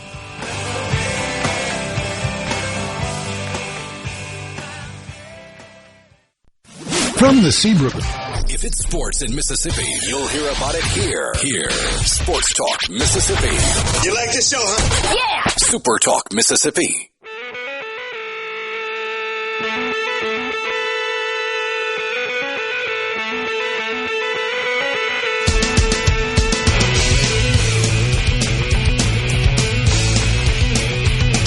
You know that that YouTube channel that I put you onto with the drummers? Yes. This is this week's song, Rusty Cage. Okay. They got a guy in there. He's known as the world's fastest drummer. 330 beats a minute or something. He can do. He's tapping away. Crazy. So, but he did this song, and then they let Matt Cameron, listen to his rendition. He was like, "That's really cool." So, Sports Talk Mississippi at Scruggs in Saltillo. I'm Michael Borkey. He's Brian Hadad. SEC Media Days coming up in late July. We'll be there in Tampa for the first time. I still don't quite I've been to Tampa before. For the first time, SEC Media Days will be in Tampa. Yeah. And I don't quite understand the locale. Frankly, it makes no sense at all. It leads into my conspiracy theory. I want to hear it. That they are slowly pushing out media for Media Days. And it's going to be a made-for-television-only event where most of the things occur in the evening. Yeah. And who's asking the questions then? People on TV that don't know the ESPN people that don't know Austin Simmons is left-handed, for example. I mean, those people are going to get all of the interviews. Right. I think we're getting pushed out. But we got the schedule, and here it is. So this is kind of funny. The last day of Media Days is notorious for having teams that nobody really cares about, and they also make everybody leave. Early in the day. Yeah, like our show. I don't know if we're going to be able to stay on the air. We're going to have to figure out a way to get some things done so that we can have a full show because they will kick us out. But they switched that this year, and now Monday is the day that Kentucky, Missouri, Oklahoma, and Tennessee. Will Stein is the most interesting one of the group. Yeah, Oklahoma was a playoff team last year. Tennessee, always going to be in the discussion. Missouri, Drinkwitz can be interesting. He's a little weird, but he can be interesting. But the personality, and they have Austin Simmons, so that's something that we might try to see if we can get Austin. That might be an interesting. And he would do it, and it would be good. And then Kentucky is got a new coach. They're a team that has a little buzz. All right. Yeah, they spent well, but Venables is just so dry. And Tuesday, Auburn, Georgia, South Carolina, Vanderbilt. So no Pavia this year. That's a stinky day, too, That's not a great to be honest with you. You get Georgia, though. They're at least interesting. You get Georgia, and I assume that you're going to get Lenoris Sellers. Yes. Well, I want to go through that in a second. We'll do that exercise in just a moment. Okay. Wednesday, Alabama, Florida, Ole Miss, and Texas A&M. So Ole Miss will be in the afternoon, which means for our purposes, you might hear Coach Golding. By the way, Coach Golding's going to come and sit at a table he will actually it's incredible. Talk to us. But we might get players and coaches live on SportsTalk Mississippi for that one. I don't know if we're going to get coaches. All right, calm down. And players. Calm down over there. I see what you're doing. I don't know. And then Thursday, Arkansas, LSU, Mississippi State, and Texas. So we're just looking forward to having a good all right. This year. They for years have made, normally the schools that would be on Monday this year would be your Thursday schools. And it would just be unless you cover those schools, you really don't really care that much. They got the two of the most interesting teams in the league in LSU and Texas going last. Texas is going last. Yeah, I don't know if all right with the Kiffin thing. We're just different. We're not interesting. Anyway, we're just different. I wonder. But I can't wait for Matt Moscona to have to go to an undisclosed location to get 7 minutes with Lane Kiffin. He told us last year that he wouldn't do that. I bet you want to bet right now. Put 100 on that. See how that goes. But yes, they absolutely they've noticed that the event has no juice in day 4, none at all. So they've changed it up, and they're changing it to keep people around. Here's what I wanted to do. Here's our exercise. Here's your 4. You see all the helmets there. How many quarterbacks do we get? So let's just go through it. Does Kentucky bring Kenny Minchie? Yes. Okay. Austin Simmons will definitely come. Yes. Mateer will come. Yes. Tennessee is going to is still doing a quarterback competition. No. They will not bring a quarterback. I think you'll get 3 on Monday, though, which is good. That's good. Bryce Brown coming on Tuesday? Galesh seems like the kind of guy that would pull some BS and not bring his quarterback. Okay, so he's out. Stockton's definitely coming. There. Sellers is coming. Yes. Vandy will not bring their quarterback. Not a true freshman. No. Alabama will not bring a quarterback. No. Florida, will they bring Philo if he wins the job? I did an interview last week about Florida, and our friend Graham Hall said he thinks that's a real competition there between him and the guy whose name I forget, but it was already on campus, so that's interesting. Chambliss is 100% coming. Chambliss will be there. Marcel Reed will come. Yes. So 2 on Wednesday. Marcel Reed's getting killed by the NFL people right now, by the way, because they're watching Concepcion video. I got you. And every NFL evaluator's like, the more I watch him, the more I realize that A&M had the worst quarterback play in the country. It's that's right. Don't love that. All right, I don't think the Arkansas quarterback is coming, whoever it is. I don't know if Levitt will come. He's missing the whole spring with an injury. No, Lane would pull something like that. Bring him. And not bring him. Yeah. All right. I don't know for a fact Camario Taylor would come. That would be a massive mistake. I agree with you. He needs to be out there. You need him walking. Yes. And people seeing him, and like the people who don't know who he is saying, Who is that? Wait, that's the quarterback? That's the quarterback at State? That's exactly what needs to happen. I don't know for a fact, though. Arch will obviously be there. Arch will be there. So I think we're going to get, for quarterbacks, we're going to get 2 on Monday. We're going to get 3 on Monday. 2 or 3. 3 on Monday, I think. We'll get 2 on Tuesday. We'll for sure get 2 on Wednesday. We'll for sure get, I think we'll get 2 on Thursday, but maybe 3. Mm-hmm. If Levitt might come, I don't know. Yeah, for those of you that don't understand the reference that Hadad's making, Levitt had off-season surgery, bad surgery on his ankle. And he got people all up in a stir because he posted a picture on Instagram of him post-surgery this week. And people thought, wait, hold on a second. What this week? What do you mean you had surgery this week? He got the pins taken out of his ankle, but that does mean he will not be taking any snap in spring practice. And Lane was asked about it, and he said, well, the guy last year, won't refer to him by name, at the previous school, won't refer to it by name, didn't join the team until summer, so I'm not worried about it. Yeah. Trinidad Chambliss also was not coming off of an injury, a debilitating injury. He was practicing the whole time in the offseason. There we go. We're getting it going here. All right. Somebody made a sale. Oh, they got the sold tag on that lawnmower. He's driving it out. He's taking it out of the store right now. Very nice. We'll take credit for that. Do you notice, by the way, first crank, fired up. Somebody makes a good point. I think this is Marty from Portland makes a good point. And I'll add somebody to it. Does Lane bring Levitt, or does he bring Winnie Watkins, T.J. Daugherty, and Prince Willie Manuel in? He would do something dumb like that. That would be incredible if he brought the 3 Ole Miss guys. Or bring Devin Harper. I would lose it laughing at it. I bet Seaton goes. Seaton should go. He should bring Levitt, Seaton, and somebody from the defense, maybe. Or the running back. Who, Barry? Or Durham? Barry. You can't bring 3 offensive guys. You got to bring 1 defensive guy. Whit Weeks will go. Yeah, Whit Weeks will go. He came last year, so he'll be there. Somebody predicts State will bring Cannon Boone, Isaac Smith, and Camario Taylor. I could see Anthony Evans making it. Don't overthink it. Bring your soon-to-be first-round pick. I would bring Kelly Jones. Kelly Jones got to go. Isaac Smith. Hey, Kelly Jones. Isaac was here last time. He was there last season. I'm bringing Camario, Anthony Evans, and Kelly Jones. Yeah, Kelly Jones is your best football player. He's got to bring him. Yeah. Somebody says Seaton counts for 2 people. He's big. I did an interview about LSU today for the podcast, and I'm talking about one of their freshmen who's. I asked the guy, I was like, "You think he's a little small for college football?" He's 6'5" and 360 as a high school freshman, or as a college freshman, I should say. Like, goodness gracious, guys, what are we doing? Ole Miss, I think it's simple. There's a list of 4 guys. Chambliss, Lacey, and then who's Trinidad, Lacey, Eccles. Cam Franklin, Will Eccles. I'll give a list of 5. Or Centarian Perkins. Yeah, my guess would be it's Eccles. Yeah, Eccles, Lacey, Chambliss feels right. That's my guess, especially because Eccles. That's what Josh says on the C Spire text line. That's for Ole Miss. I'm betting Chambliss, Lacey, and Eccles. If you made me bet right now, the first player from this Ole Miss team that gets picked in the draft, I would bet Will Eccles. So you got to bring a guy like that. Yeah, that's probably correct. He was playing at a first-round pick, early first-round pick at the end of last season. Yeah, for sure.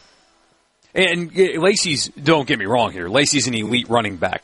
You're not getting 5 running backs picked in the top 20 in next year's draft. It's just Marty asked us if we would interview any of the LSU guys if they'd let us. Absolutely. If LSU wants to sit them right here, we'll be more than happy to talk to them. And we would do a great interview. Absolutely, I would. Yeah, we're professionals. Yes. Without a doubt. Something like that. No, I mean, most days. This Mississippi State thing, though, it's got the wheels turning of how we're gonna pull that off. We will do it, though. We will pull it off. Yeah. It's just going to be different than in years past. And yeah. I don't understand the Tampa thing, but the Tampa thing is really weird. Like, I don't understand why we're going to be in Tampa, Florida. But this it was weird. Like, the Dallas one was a little weird, but it made sense because it was Texas and Oklahoma's first year. First time. So put that in Dallas, and we'll go from there. But this one, I can't say that I understand. This is the most We're going to add Miami and consequential. Florida State between now and then, maybe?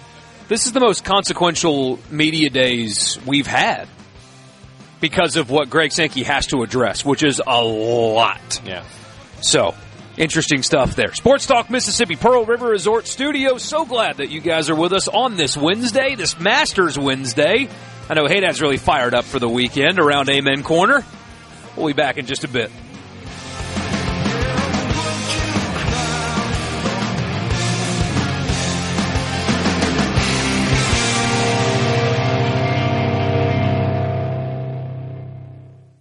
In the Venable Glass.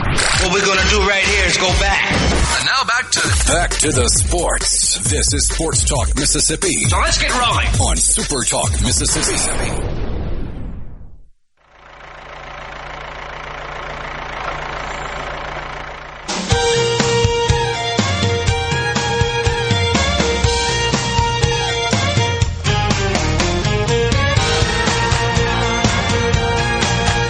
Welcome back, Sports Talk Mississippi from Scruggs in Saltillo. It's a beautiful day outside. Joe Smiley joining us right now. And as you said, maybe we should have set up outside. It's about as perfect of a day as you can get, which means one thing, though.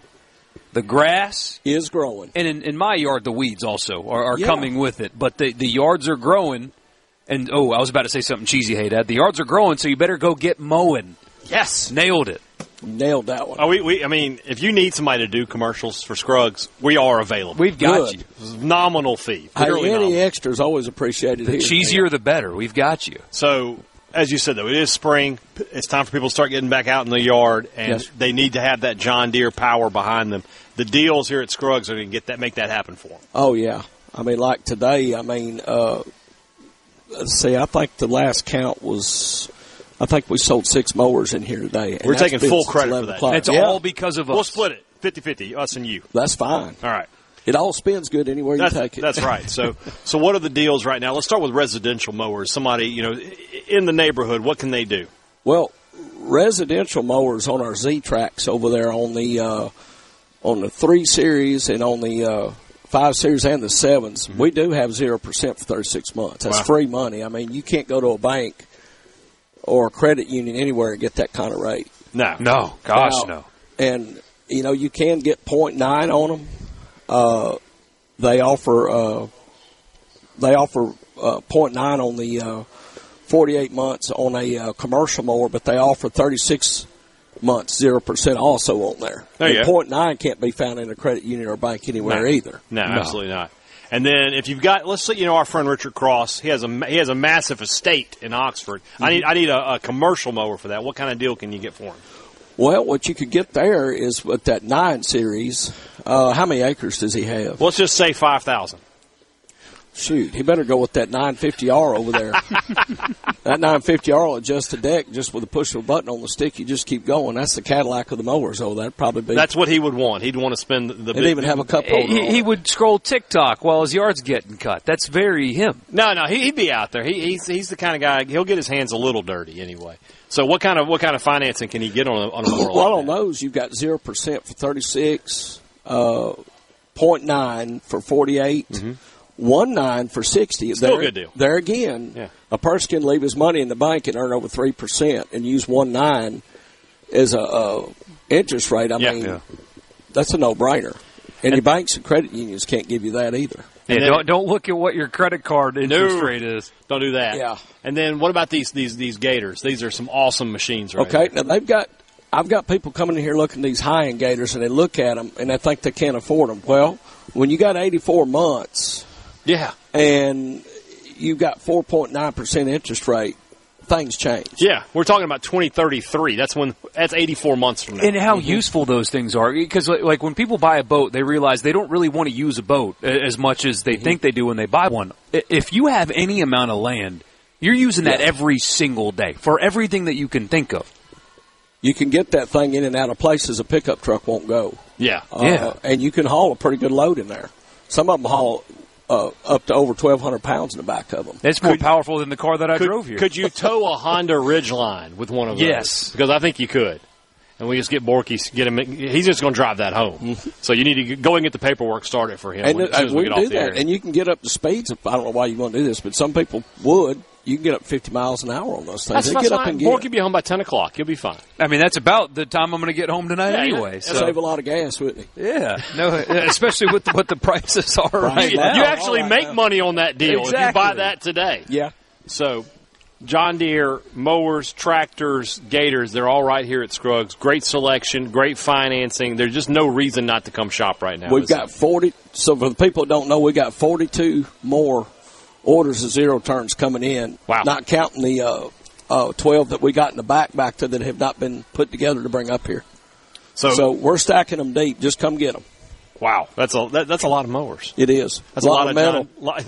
That's a lot of metal. Can we say heavy metal at that point? Heavy metal on a lot of them. At that point. So I say this all the time. You know, I do Scruggs. You guys advertise on my podcast, and I talk about it all the time. Like, whatever you do around the house on the weekend, if you come to Scruggs, they're going to find something for you here. If you got to get out in the yard, if you got repair projects, if you're just going hunting or fishing, if you got some painting to do, whatever it is, you should come to Scruggs. Oh yeah, you can even good apparel over there. That's right. I was looking at that earlier. The shoe selection's outstanding. Boots are us. It's almost like a punchline where I say, like, they have everything there. Like, if you got to go do a shopping trip, you can make 3 trips, 4 trips, or you can just come to Scruggs. And you fill up all the buggies you want. We don't mind. There you go.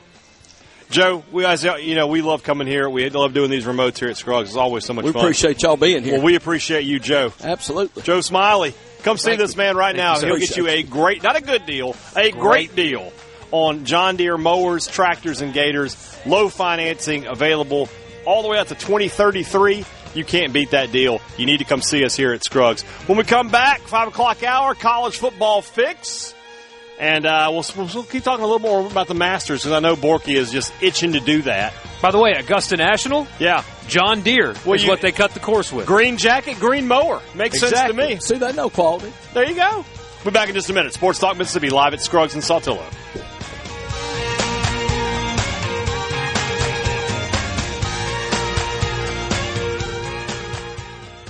Your home. Communication system is a go. Go! This is Sports Talk Mississippi, right here on Super Talk Mississippi. Exactly.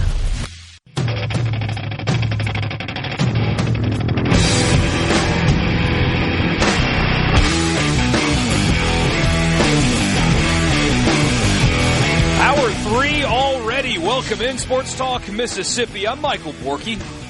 That's Brian Hadad. And I almost bought some chickens.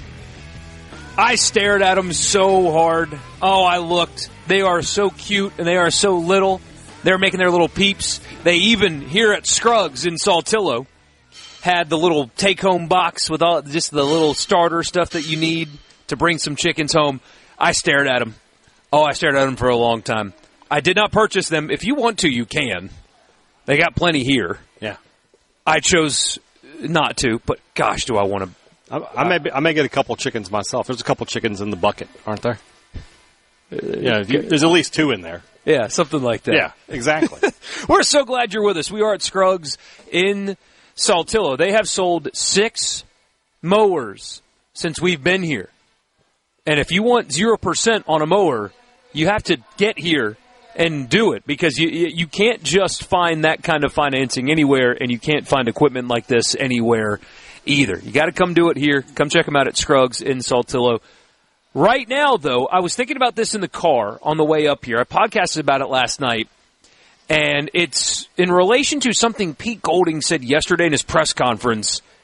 A bit of a talking point around him and the decision. Jeff Lebby made the same decision and has stuck with it, to continue to be the play caller despite being the head coach? We will talk about that for your college football fix.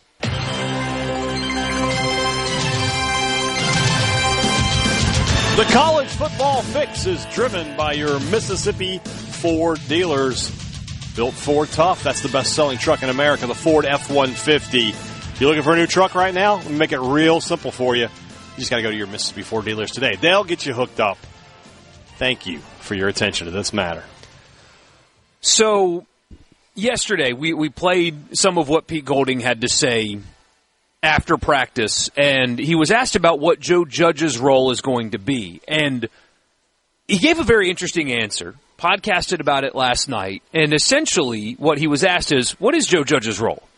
What is head coach of offense, head coach of defense, etc.? And he went into, and you heard it yesterday, okay, so my role as head coach, I do this. John David Baker, he's the offensive coordinator. He's going to handle calling offense. That's going to be his thing over there. That's what he's going to do.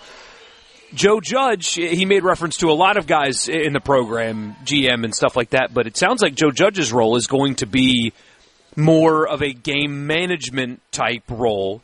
So he's not calling plays or anything. He's going to be the guy that manages the game, and he did that during the playoff run. If you remember, Pete Golding, obviously the head coach / play caller during the playoff run, Joe Judge was doing a lot of he was the one that was kind of yelling at the refs and that kind of stuff. He was very involved in that kind of decision-making. So I got to thinking about that a little bit because, as you know, Hadad, it's a talking point around Jeff Lebby. Should a coach be the play caller and the coach? It's a very common thing in the NFL. Kellen Moore got his job with the Saints because he was a play caller, and he has remained the play caller. Now, you have a lot more of that in the NFL because you can't go hire sitting head coaches in the NFL. You have to hire coordinators, and so they stick with what they know.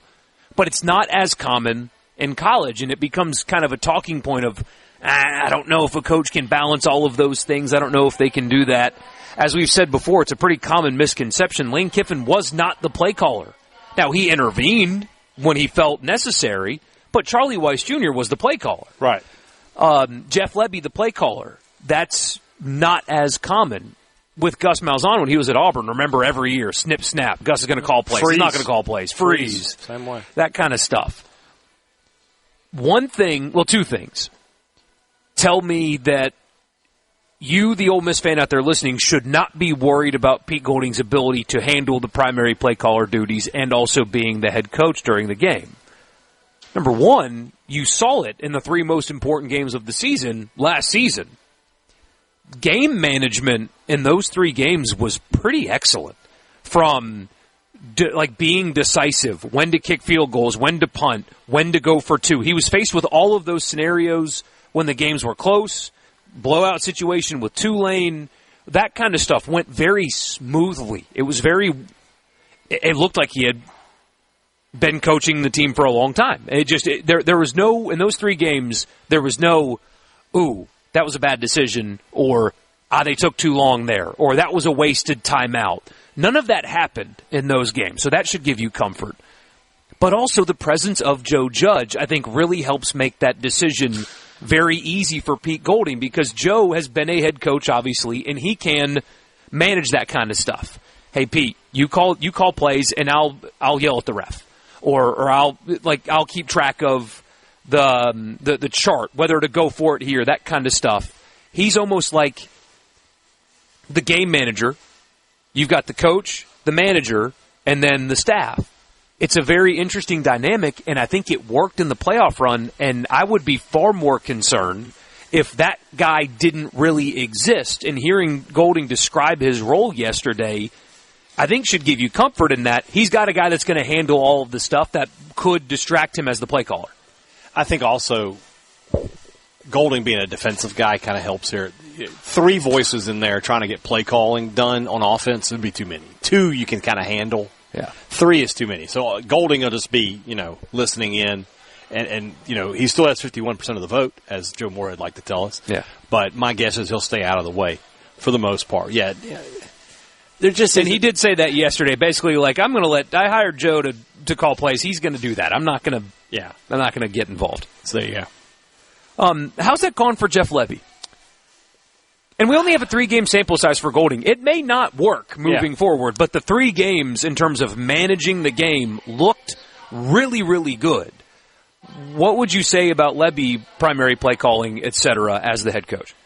It has its ups and downs. There are some times where he gets in his bag and the plays are good and the offense is moving, but sometimes it feels like the offensive coordinator comes out too much. And you get more offensive coordinator and less head coach from him at times. The Texas game is the one I would point to where you're up 17. You should be doing everything you can to milk the clock, and they're still calling plays like they're down 3 touchdowns instead of multiple snaps in the fourth quarter with 25 seconds, 25 seconds on the play clock. And I'm hopeful that, similar to what we're talking about with Golding, the addition of 2 veteran coaches in Kevin Johns and Philip Montgomery, having them on the headsets like, hey, we can slow down. We don't have to. Yeah, Montgomery in particular. Hey, Jeff, slow it down. Former head coach. He should be able to offer that to Jeff Lebby. So I'll be interested to see how it works out this year with those 2 guys, because last year there were a lot of times, and that's something I've talked about. He was more offensive coordinator Jeff Lebby than head coach Jeff Lebby at some time. Just wanted to run his plays more than taking everything into account and putting the win ahead of everything else. What's Philip Montgomery's official title? Ooh, Philip Montgomery. I think he is kind of similar to what we were just talking about. Like head coach of offense? Well, so when they hired Bush Hamdan, he was assistant head coach of offense. He's the assistant head coach for offense, and in parentheses, wide receivers. So he's technically the wide receivers coach, but he is the associate head coach for offense. Now you got me curious what Johns' title is. Kevin Johns' title is just assistant coach, quarterbacks. So, yeah, and somebody on the text line points out had experienced head coaches on the staff last year at State, and apparently they did not feel comfortable enough to tell Lebby to slow down. There's 2 to tango in that. You hire a staff that you're willing to assign that kind of value to. You do have to listen to them.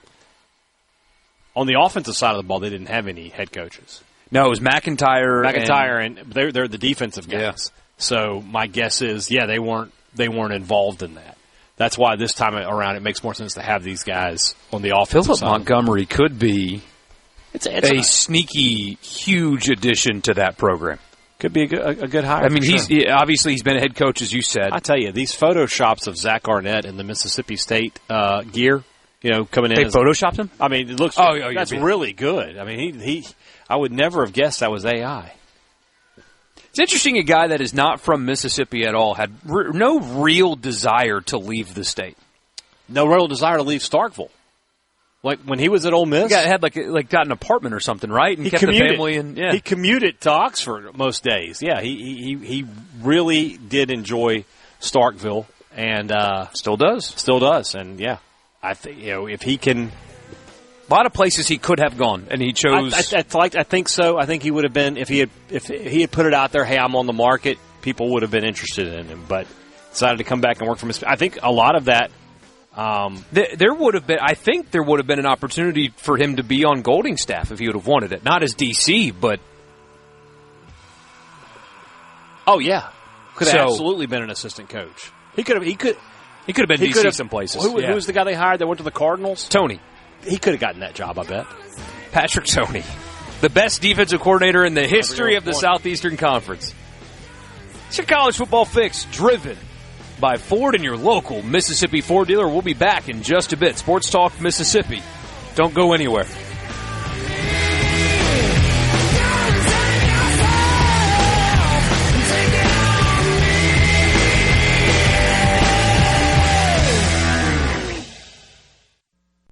From the Venable Sports Talk Mississippi. Do you ever get so excited that you just can't wait? Yes! Sports Talk Mississippi, covering your Mississippi teams. I've been waiting my whole life for this. Don't touch that dial! Here on Super Talk Mississippi.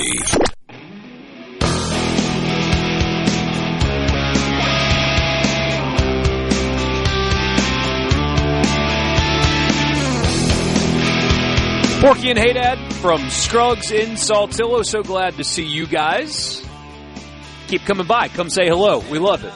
We've had some folks come by and just to say hello to us. That's I don't know what our sales team thinks our demographics are in terms of percentage of men to women listeners. I think they need to increase the women listener number, though. We've had a few today. And no one's come in here and insulted you like that woman at Stone's Jewelers did that time. Oh, yeah. What did she say? She said, you don't look like what I expected. I've gotten that a few times now. And I've said many times, but he is handsome. So they think I'm ugly. Yeah, exactly. If you say you don't look like what I expected and you're handsome, that means you thought he was ugly. Pretty much. So he's not. Appreciate that. Look at him. He's a golden Adonis. Look at this guy over here. Like George Raft. There were homes for people like him. So I got something for you. Who that is. Yeah, don't worry about that. I got something for you that you're going to enjoy that I just saw. All right. Masters phone policy gets Mark Calcavecchia booted. Cal got booted from Augusta? He got kicked out today. No. Winner of the 1989 British Open has appeared in 18 Masters, finished second in 1988. When the 13-time PGA Tour winner was reached by phone and asked explain what led to his dismissal, he didn't offer any details, but he also didn't deny that it happened. Here's the quote. I've got nothing negative to say about Augusta National Golf Club and the Masters, so I think we should literally hang up right now, he said. And before any other word could be uttered, he proceeded to do so. Click. But apparently... they are so clear about it, though. Yeah. You're not allowed to have a phone on the property. But even a guy who's been in this tournament, finished second, a major winner, even he is not... They do not care. It's unbelievable how strict they are. Ricky Fowler, when he first got started, he wouldn't dare do this now. Now he doesn't qualify for the Masters anymore. Mm-hmm. But he was wearing a backwards hat doing an interview on the course. No, I can't have that. And a member walked up and said, turn that hat, pointed at him, turn that hat around. He goes, yes, sir. Turn that hat right. Got to be that way. So apparently, in 2011, former Golf Channel broadcaster Charlie Reimer, who was credentialed by the Westwood One radio network to cover the tournament, lost his credential and was asked in 2011 to leave after he stepped outside the media center to chat on his cell phone and was spotted by a security guard. We explained to him our policy, how we take it very seriously, and we sent him home. A spokesman said. Reimer broke into tears. I would. But to no avail. Man. Oh, I would. Well, especially if you're there for work. But you got to explain to your boss, yeah, I can't go back. They make it abundantly clear. Are you kicked out for good? Like, can Mark Calcavecchia never return to Augusta National? I assume they would let him return. Okay. But, they make it abundantly clear, man. If you're in there with one, you're gone. And if you're working media, your devices, all of them, have to stay in the media center. And honestly, it sounds so cheap. I'm such a hypocrite because I'm a phone addict. I'm on my phone all the time. I'm always looking at it. It keeps me up later than it should at night, etc. It is a policy that I wish more events would adopt. And I know there's some security reasons for that. Mm-hmm. High schools are dealing with, you've got teachers taking phones. Well, what happens if something happens and you can't reach your kid? But the fact that I go, I've been to a bunch of football games and stuff lately, Monster Jam, all that. Yeah. And everybody around us is on our phone. Yeah. And you don't interact with anybody but the person you're with or the people you're with. Mm-hmm. I have never talked to more strangers in my life than I did at the Masters. Yeah. Because you're not down on your phone, and you need other people to tell you what's going on. Right. Because all you have is the scoreboards that are not digital scoreboards. Right. They are hand-done scoreboards. So you got to wait and see. So if you see, Scotty birdied 13, you have to find somebody that saw it, and how did he do it? Did he make a long putt? What happened? So you end up interacting with people more. And, it's like an episode of The Truman Show. It really is, because everything is so perfect, it feels fake. And maybe it partially is to a degree.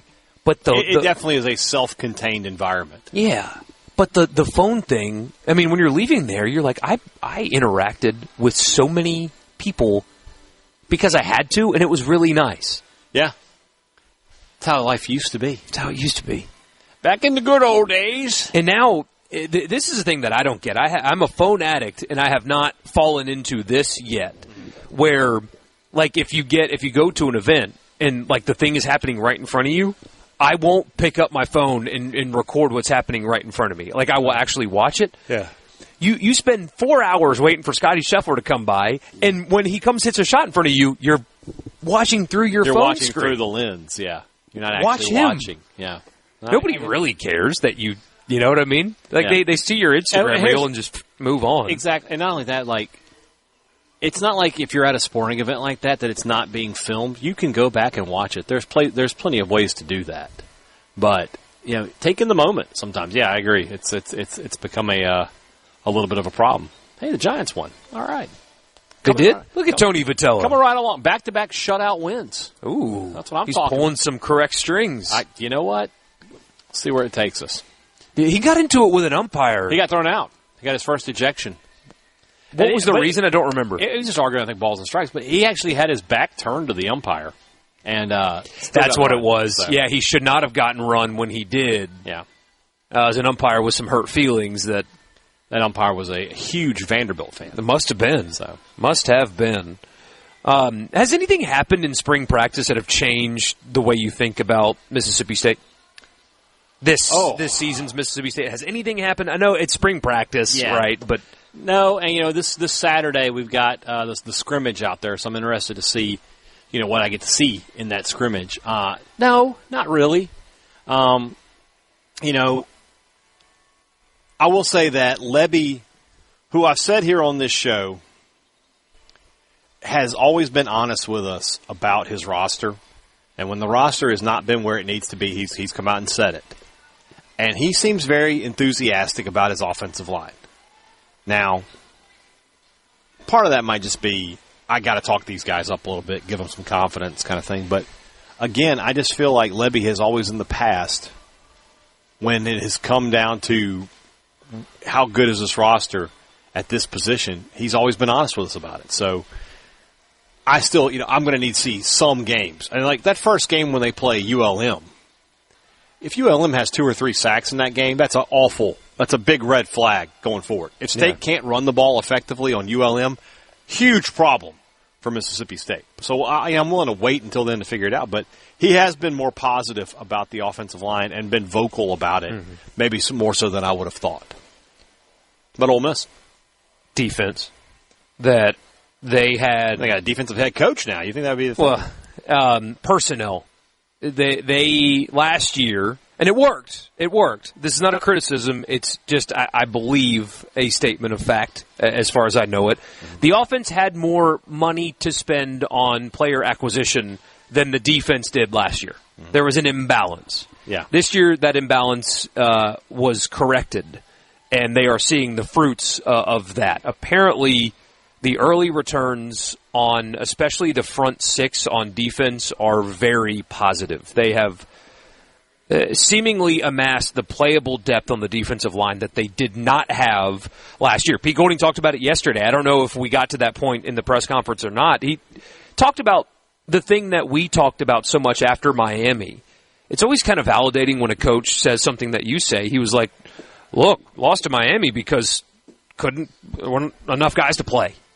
And they ran the football right at them because didn't have the rotation to give guys a breather, and they got worn down. And that problem, everything that you hear, has been fixed. They have what they think is maybe not the most front-end talented front 6 they've had, but the deepest one that they've had. 24 was just, I mean, they led the country in sacks. That's a kind of thing that's rare. But they think they've got those kind of guys.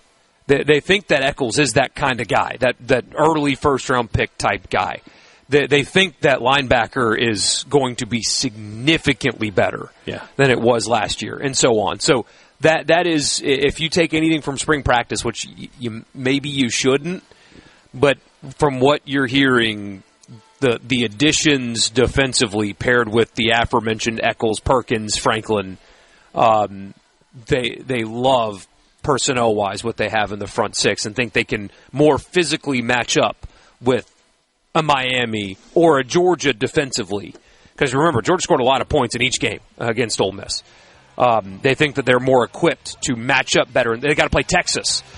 They think they can match up in those games better than they could a year ago. So we will see. It is only April, but the returns out of spring are not bad around here. We'll see. Sports Talk Mississippi, Pearl River Resort Studio, live from Scruggs in Saltillo. We'll be back.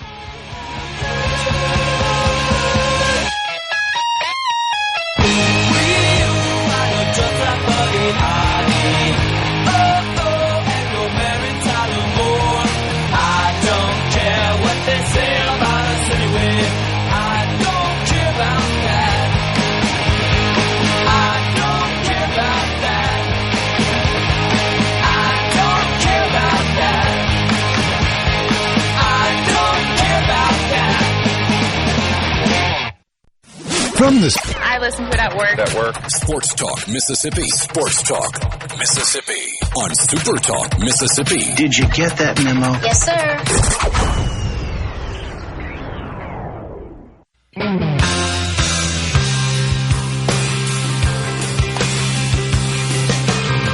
It's not Pat Green. It's the Black Crows. Didn't you know? Somebody thought that was Pat Green once. Not this song, but close enough. Sports Talk Mississippi. We're here live at Scruggs Farm, Lawn, and Garden. About 25% of our audience, I think, would recognize that reference. I have a friend. Every time he hears a Black Crow song, texts me. And it's like, just heard some Pat Green on the radio. Went to a Black Crows concert. And texted me a picture from the concert, like, "Hey, we're here. I hadn't seen Pat Green yet, though." Some bits live forever. That's going to be one. Like seasoning with seasoning. Seasoning with seasoning lives forever. I have some screen recordings. Like, this is before everything was getting on SuperTalk TV. I could just get the video, but I have some of my favorite ones. I have that one. I have. One time we were doing Christmas music, and you said something about you were transitioning, and I couldn't resist, and I just jumped in with a joke, and it was great. I remember that. That's one. There are two times where I thought Richard was going to curse live on the air, and one is that one, and the other one is, and Will remember this one, when we were talking about some strongman competition, and there was something that was like 60,000 pounds, and I said, that's like a Hadad family reunion, and you hear him go, "Oh, shh." He says, "Shh." And he caught himself at the last second. Will fell out of his chair in the studio that day. That was a rough day for Will. So I'm looking here. Let's have a little thought exercise here. Okay. Let me pull one of these up. Let's get a way too early top 25 pulled up here. So here's what I want from you, Michael Borkey. I see the guys over at CBS Sports did this. Make you do it here. I'm going to give you some teams. I want you to give me a off the cuff, rapid fire, bold prediction about a team. Okay. When I say their name, all right? Let's start with Texas. They missed the playoffs. Oh, that is bold. I asked for bold. He gave it. They're going to miss the playoffs, and Sarka's going to get fired. That's very bold. Man, okay. I like that. Schedule's tough. Georgia. National champion. I don't know if that's bold or not, but that's bold. I mean, they have been short of that the past couple of years.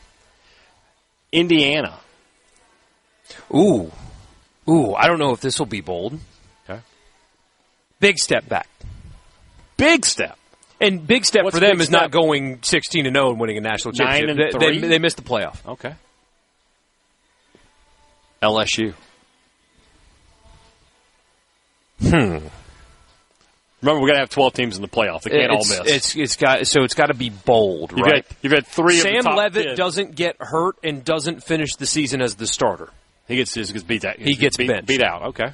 Ooh, that's bold.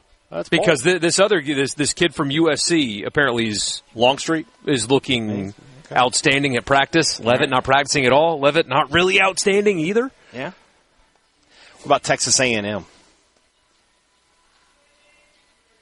Well, they all can't be missing the playoff, can they? No, somebody's got to make the playoff at some point. What would be a bold? They beat Texas. They slay the giant. All right. They down Big Brother. Are we getting like Texas comes to A&M? That game would be in Austin this year, I believe. Mm-hmm. Texas is 9-2. They've got to beat A&M to go to the playoff, and they don't do it, and Sark gets fired. That would be lovely. Oklahoma. Ooh, they're good. Oklahoma's good, and they're good. They compete for the SEC championship. My bold take would be the opposite of that. I don't think they're going to be in the playoff contention. I'm just not a believer. All right. Marty says that's not bold. That's crazy about LSU. That's what makes it bold.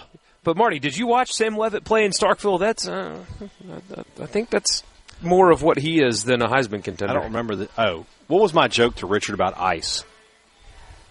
Do you remember? I do not. I wish I did. I do not. My favorite joke that I made on this show, and this was a great joke, and y'all sold me so bad. I'm still bitter about it. But we were doing something, and we're talking about Kamala Harris, and it was during the Christmas holidays, and Richard turned it in to Deck the Halls, and he's like, Kamala Mala. Yeah. And I hit him with, talk about Don We Now, our gay apparel, and nobody said anything. I'm still mad about that. That's a great joke. Y'all totally sold me. I'll never forgive. That's a great joke. All right, back to some bowl predictions. Let's go to Ole Miss. Is back in the playoff a bold prediction? Yes. It is? Back in the playoff. Back in the playoff is a bold prediction? They make it at 10-2. Okay. Because, how many people are going to actually predict that this offseason? Not many. You're not wrong. Alabama. DeBoer does not finish the season as head coach. Ooh, that's bold. That's the kind of boldness we're talking about. That's good. That's good stuff. Clemson. Is Dabo's last year a bold prediction? See, I can't go bold on Clemson because I think they're going to be a disaster again.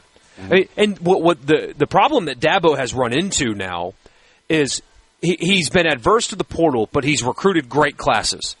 He's not recruiting great classes anymore. So his players are leaving. He's not portaling good ones, and the players that he's bringing in aren't as good as they used to be. That's just a recipe for disaster. The only thing bold would be they beat LSU in week 1. They go to Tiger Stadium and win. But other than that, I can't think of anything that I would actually even talk myself into believing is possible with them. They're going to go 5-7 or 6-6 again, and it'll be a really messy divorce there. Okay. Mississippi State. They win more than they lose. So they have an over-under win total of 3.5 or 4.5. You're saying they get to 7. 7 wins. They get to 7. State fans, I think, will be pleased with that. Southern Mississippi. Ooh, bold for Southern Miss. By season's end, they don't miss Charles Huff at all. That would be bold. They don't miss him at all. Won't even talk about him by season's end. Auburn. Ooh, stinky. 3 wins. Ooh, now that's bold. 3, yeah. 3 or 4 wins. Goodness. Stinky. You don't buy into that? I don't buy Golesh. I think Golesh or whatever it is. Yeah. I like Durkin. I think Durkin's defense might help a lot, but personnel-wise, they just don't have what most of the rosters in the SEC have from a talent perspective. All right. South Carolina. That's not bold. I think they're going to stink badly. Well, would Beamer being fired be the bold one? Beamer's going to get fired. Beamer fired. I don't know how bold that is, but I think he's done. If he has back-to-back bad seasons, that would be, 6? He's been there 6 years, right? I think he's done. And that's 4 of them that haven't been great? Okay. Florida. Very good, not playoff good, but people are going to hate playing them. Florida is going to be on the periphery of the playoff. 9 wins. They're a 9-win team. Their schedule isn't that bad. And, they should win. They don't have a super tough non-conference game. Their non-conference game is Florida State, who they should beat. They have a schedule that could get them into 9-win territory. It just depends on the quarterback there. Give me a bold take for Vanderbilt. Also, so I guess this may not be bold, but I think they will still be good. Not great, but good. I think Pavia was a big piece of everything, but they'll still be in bowl contention. Yeah. Yeah, okay. You're not going to look at Vanderbilt on your schedule and think, there's a break this weekend. They're going to be tough. What about Kentucky? I did an interview today about Kentucky. We had Cole Kublik on a few weeks ago. He was excited about Kentucky. Your twin brother J.D. Piquel was very excited about Kentucky. There's some buzz There's some buzz. They're not ready yet, though. I think Kentucky might be the off-season darling that really disappoints. I like him. I don't think they're ready yet. I think that they can be a bowl team, though. They can be in the 6-7 win range. Do we leave anybody out in the SEC? Arkansas. I'm not. That's one where I'm not. You're down on Auburn and Golish. I am. I don't know that Silverfield in this year is going to be the best year for Arkansas. No, they're going to be really bad. Really bad would be bold. I mean, you think like Chad Morris 3-win? bad. Really why are you doing this to our friends in Arkansas? Hey, our friend Trey Schapp, why? What did he do? The games have to be won and lost, right? I mean, there are only so many wins to go around. They do. Anybody else I want to get a bowl? Michigan and Ohio State. Michigan's a playoff team this year. You think so? I think Whittingham coaching, yeah. They would have been a playoff team last year with Whittingham coaching. Sharon Moore is not a great coach. And Bryce Underwood, dark horse Heisman. Bryce Underwood is a good choice for Heisman. What would be bold about Ohio State at this point? I mean, they're too good to drop. They're not going to finish like 15th in the country. They're not losing 3 games. No. Jeremiah Smith wins the Heisman, first receiver since when? What, 19... Who's the last receiver to win the Heisman? Let's see if AI can tell us. Devontae Smith. Oh, my gosh, yeah. Wasn't that long ago. The skinny little thing. Prior to that, the last one was Desmond Howard, though. Yeah. So you went what 30 year years. was Desmond Howard? 91? 91 is when he did the pose. Yeah. Gosh, that's such a power move in a rivalry game to do that. Yeah, that was awesome. Good stuff. Good bold takes. All right. When we come back, hear from Scruggs. We'll wrap things up with you here. Or he will. I'll be here for a little while longer. Yeah, an extra hour. I just certainly do. We'll talk about it when we come back. Sports Talk Mississippi live in Saltillo at Scruggs Farm, Lawn, and Garden, where they have what you want for less.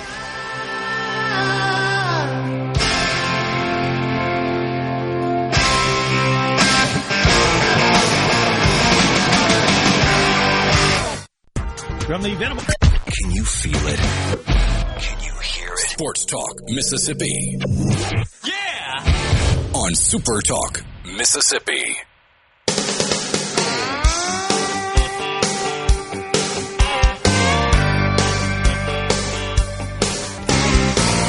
They were farm kids way down in Dixie. Sports Talk Mississippi back with you for a few more minutes here on a Wednesday. Michael Borkey, Brian Hadad. Lee Rhodes joins us here from Scruggs Farm, Lawn, and Garden. All right. Everybody here has a title. What's yours? Just make one up if you want to. We'll get you paid commensurate with it. Yeah, I'm here to make deals. There you go. There are plenty of deals to be made right now on these John Deere tractors, mowers, gators, everything. Sure. What if you, let's say you were a man of means, like our friend Richard Cross. What's the deal to make right now? Where would you be looking at? What needs to get off the floor here? 5 Series tractors. Okay. What's the deal? 0 for 84 on financing. I keep coming back to that. When you say 84 months, you think, well, that's a long time, and then you put that into perspective. That's 2033. Mm-hmm. That's a long time from now, Lee. It is. But you can get 0% finance, and I agree with what Joe was saying earlier. Like, no bank in America is going to give you 0% on any kind of thing like that. None. Right now, I think banks are probably 9 to 10% interest rates. And credit cards don't even get started absolutely. on something like that. You don't even need to be a man of means either. That can be a little intimidating. The everyday man with any amount of property has a home here. That's what we tell people all the time. John Deere's top-of-the-line equipment, and they will offer 0% financing on just about everything we have in here. So it makes it affordable to the masses. And as we say all the time on the show, it's America's tractor. It's America's tractor. America. There are other tractor companies that you can buy that are not an American company. That's right. John Deere is. I work for other brands, and I keep coming back to John Deere. And that's where it's at. We were talking to Jonathan earlier, and he says the financing, John Deere plays a big role in that. Yes. With how does that process work? So it's their own bank. Yeah. They're not making money off financing. They won't. These things out in the fields, out in the mud, cutting grass. That's so interesting because in other similar industries, vehicles, stuff like that, they might do in-house stuff, and they're going to get more out of you. Yeah, John Deere could. Absolutely. They could get more out of their customers. They choose not to. Absolutely. I sold a 5 Series tractor this morning, a commercial zero-turn, and a residential zero-turn. All 3 of them were 0% out the door. The thing I love about John Deere is this. Like, if you're driving in your car and I pass you, I don't know what kind of car you're driving. I'd have to look, right? But if I see you out in the field and I see that color, I know what you're doing. That's a John Deere mower. This is really one of the most iconic brands in America. So I've been selling John Deere for a little over 14 years now, and I tell people when they ask me why to buy John Deere, I say, when you drive by these fields, what color are these equipment this farmer's using? Yeah. And they always say it's green, and I was like, there's a reason they're staking their livelihood. Yeah.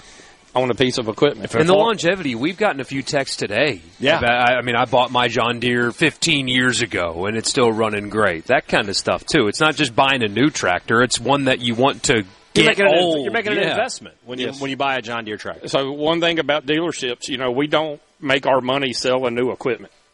If we were in the business to sell equipment, we'd have been out of business years ago. Business is built on selling parts and service. And that John Deere, there is not a company in the world that can touch John Deere in that category. John Deere tractors, John Deere mowers, and, of course, the John Deere Gators. There are great deals available on all of them right now. Absolutely. What are some of the deals on the Gators right now? So the Gators are going to be, I think they start at 1.9% on financing, and they go up to 84 months, but I think you add a percent point as you go up into the years. We just got another text here, 2003 model, still going. Absolutely. I mean, that's 20. Think about your car. Like, if you have a 23-year-old car, that thing's probably hanging on by the last rusty screw that could give you that. But these John Deere mowers, 23 years, and this isn't a car that they're just driving back and forth to church every Sunday. This is a machine that's built to do work. You do hard work in it, and it's still 23 years strong. You don't even have to say anything. Yeah, I mean, we hear that all the time. We get people that come in here and they're shopping on price, and they go down the road and buy something, a different color. A year from that day, they're going to be calling here wanting to trade it in. Yeah. And it's just the way it is. I mean, the longevity, the support you get after the sale, I mean, it's tremendous, honestly. I think there's something to that about, we talk about an American company built to last, built for people who do hard work. I mean, again, I feel like I'm writing the commercial for them at this point. You're talking a 23-year-old lawnmower that has been out in the heat, the dust, the sun, and what it's designed to do is not good for it. Honestly. Like I said, it's not taking me on a pleasure cruise when I'm driving. Lee, we really appreciate you guys having us here at Scruggs. We've enjoyed it. Thank you. We always enjoy our trips out here to Scruggs, guys. If you ever listen to the Thunder and Lightning podcast, you hear me say it literally all the time. Whatever you're doing this weekend, if you got work to do around your house, in your yard, in your garden, if you want to go out to the lake and fish, if you just need to get some new boots, if you just want to drink a cold beer, come to Scruggs, save some money, and you make it all in one trip. We've got it all. They've got it all. They've got what you want for less. There you go. At Scruggs. Michael Borkey's going to get out of here, but I'll stick around for a little while. We'll talk some Mississippi State sports on Thunder and Lightning. Notice he didn't bring that up. I'm counting that one against him. I'll talk to you guys. Give me the chance. That's irrelevant. And we did talk about it earlier. Again, I don't think so. Talk to you guys in just a few minutes on Thunder and Lightning, but this has been Sports Talk Mississippi, live from Scruggs. Oh, it's incredible! A SuperTalk Mississippi media production.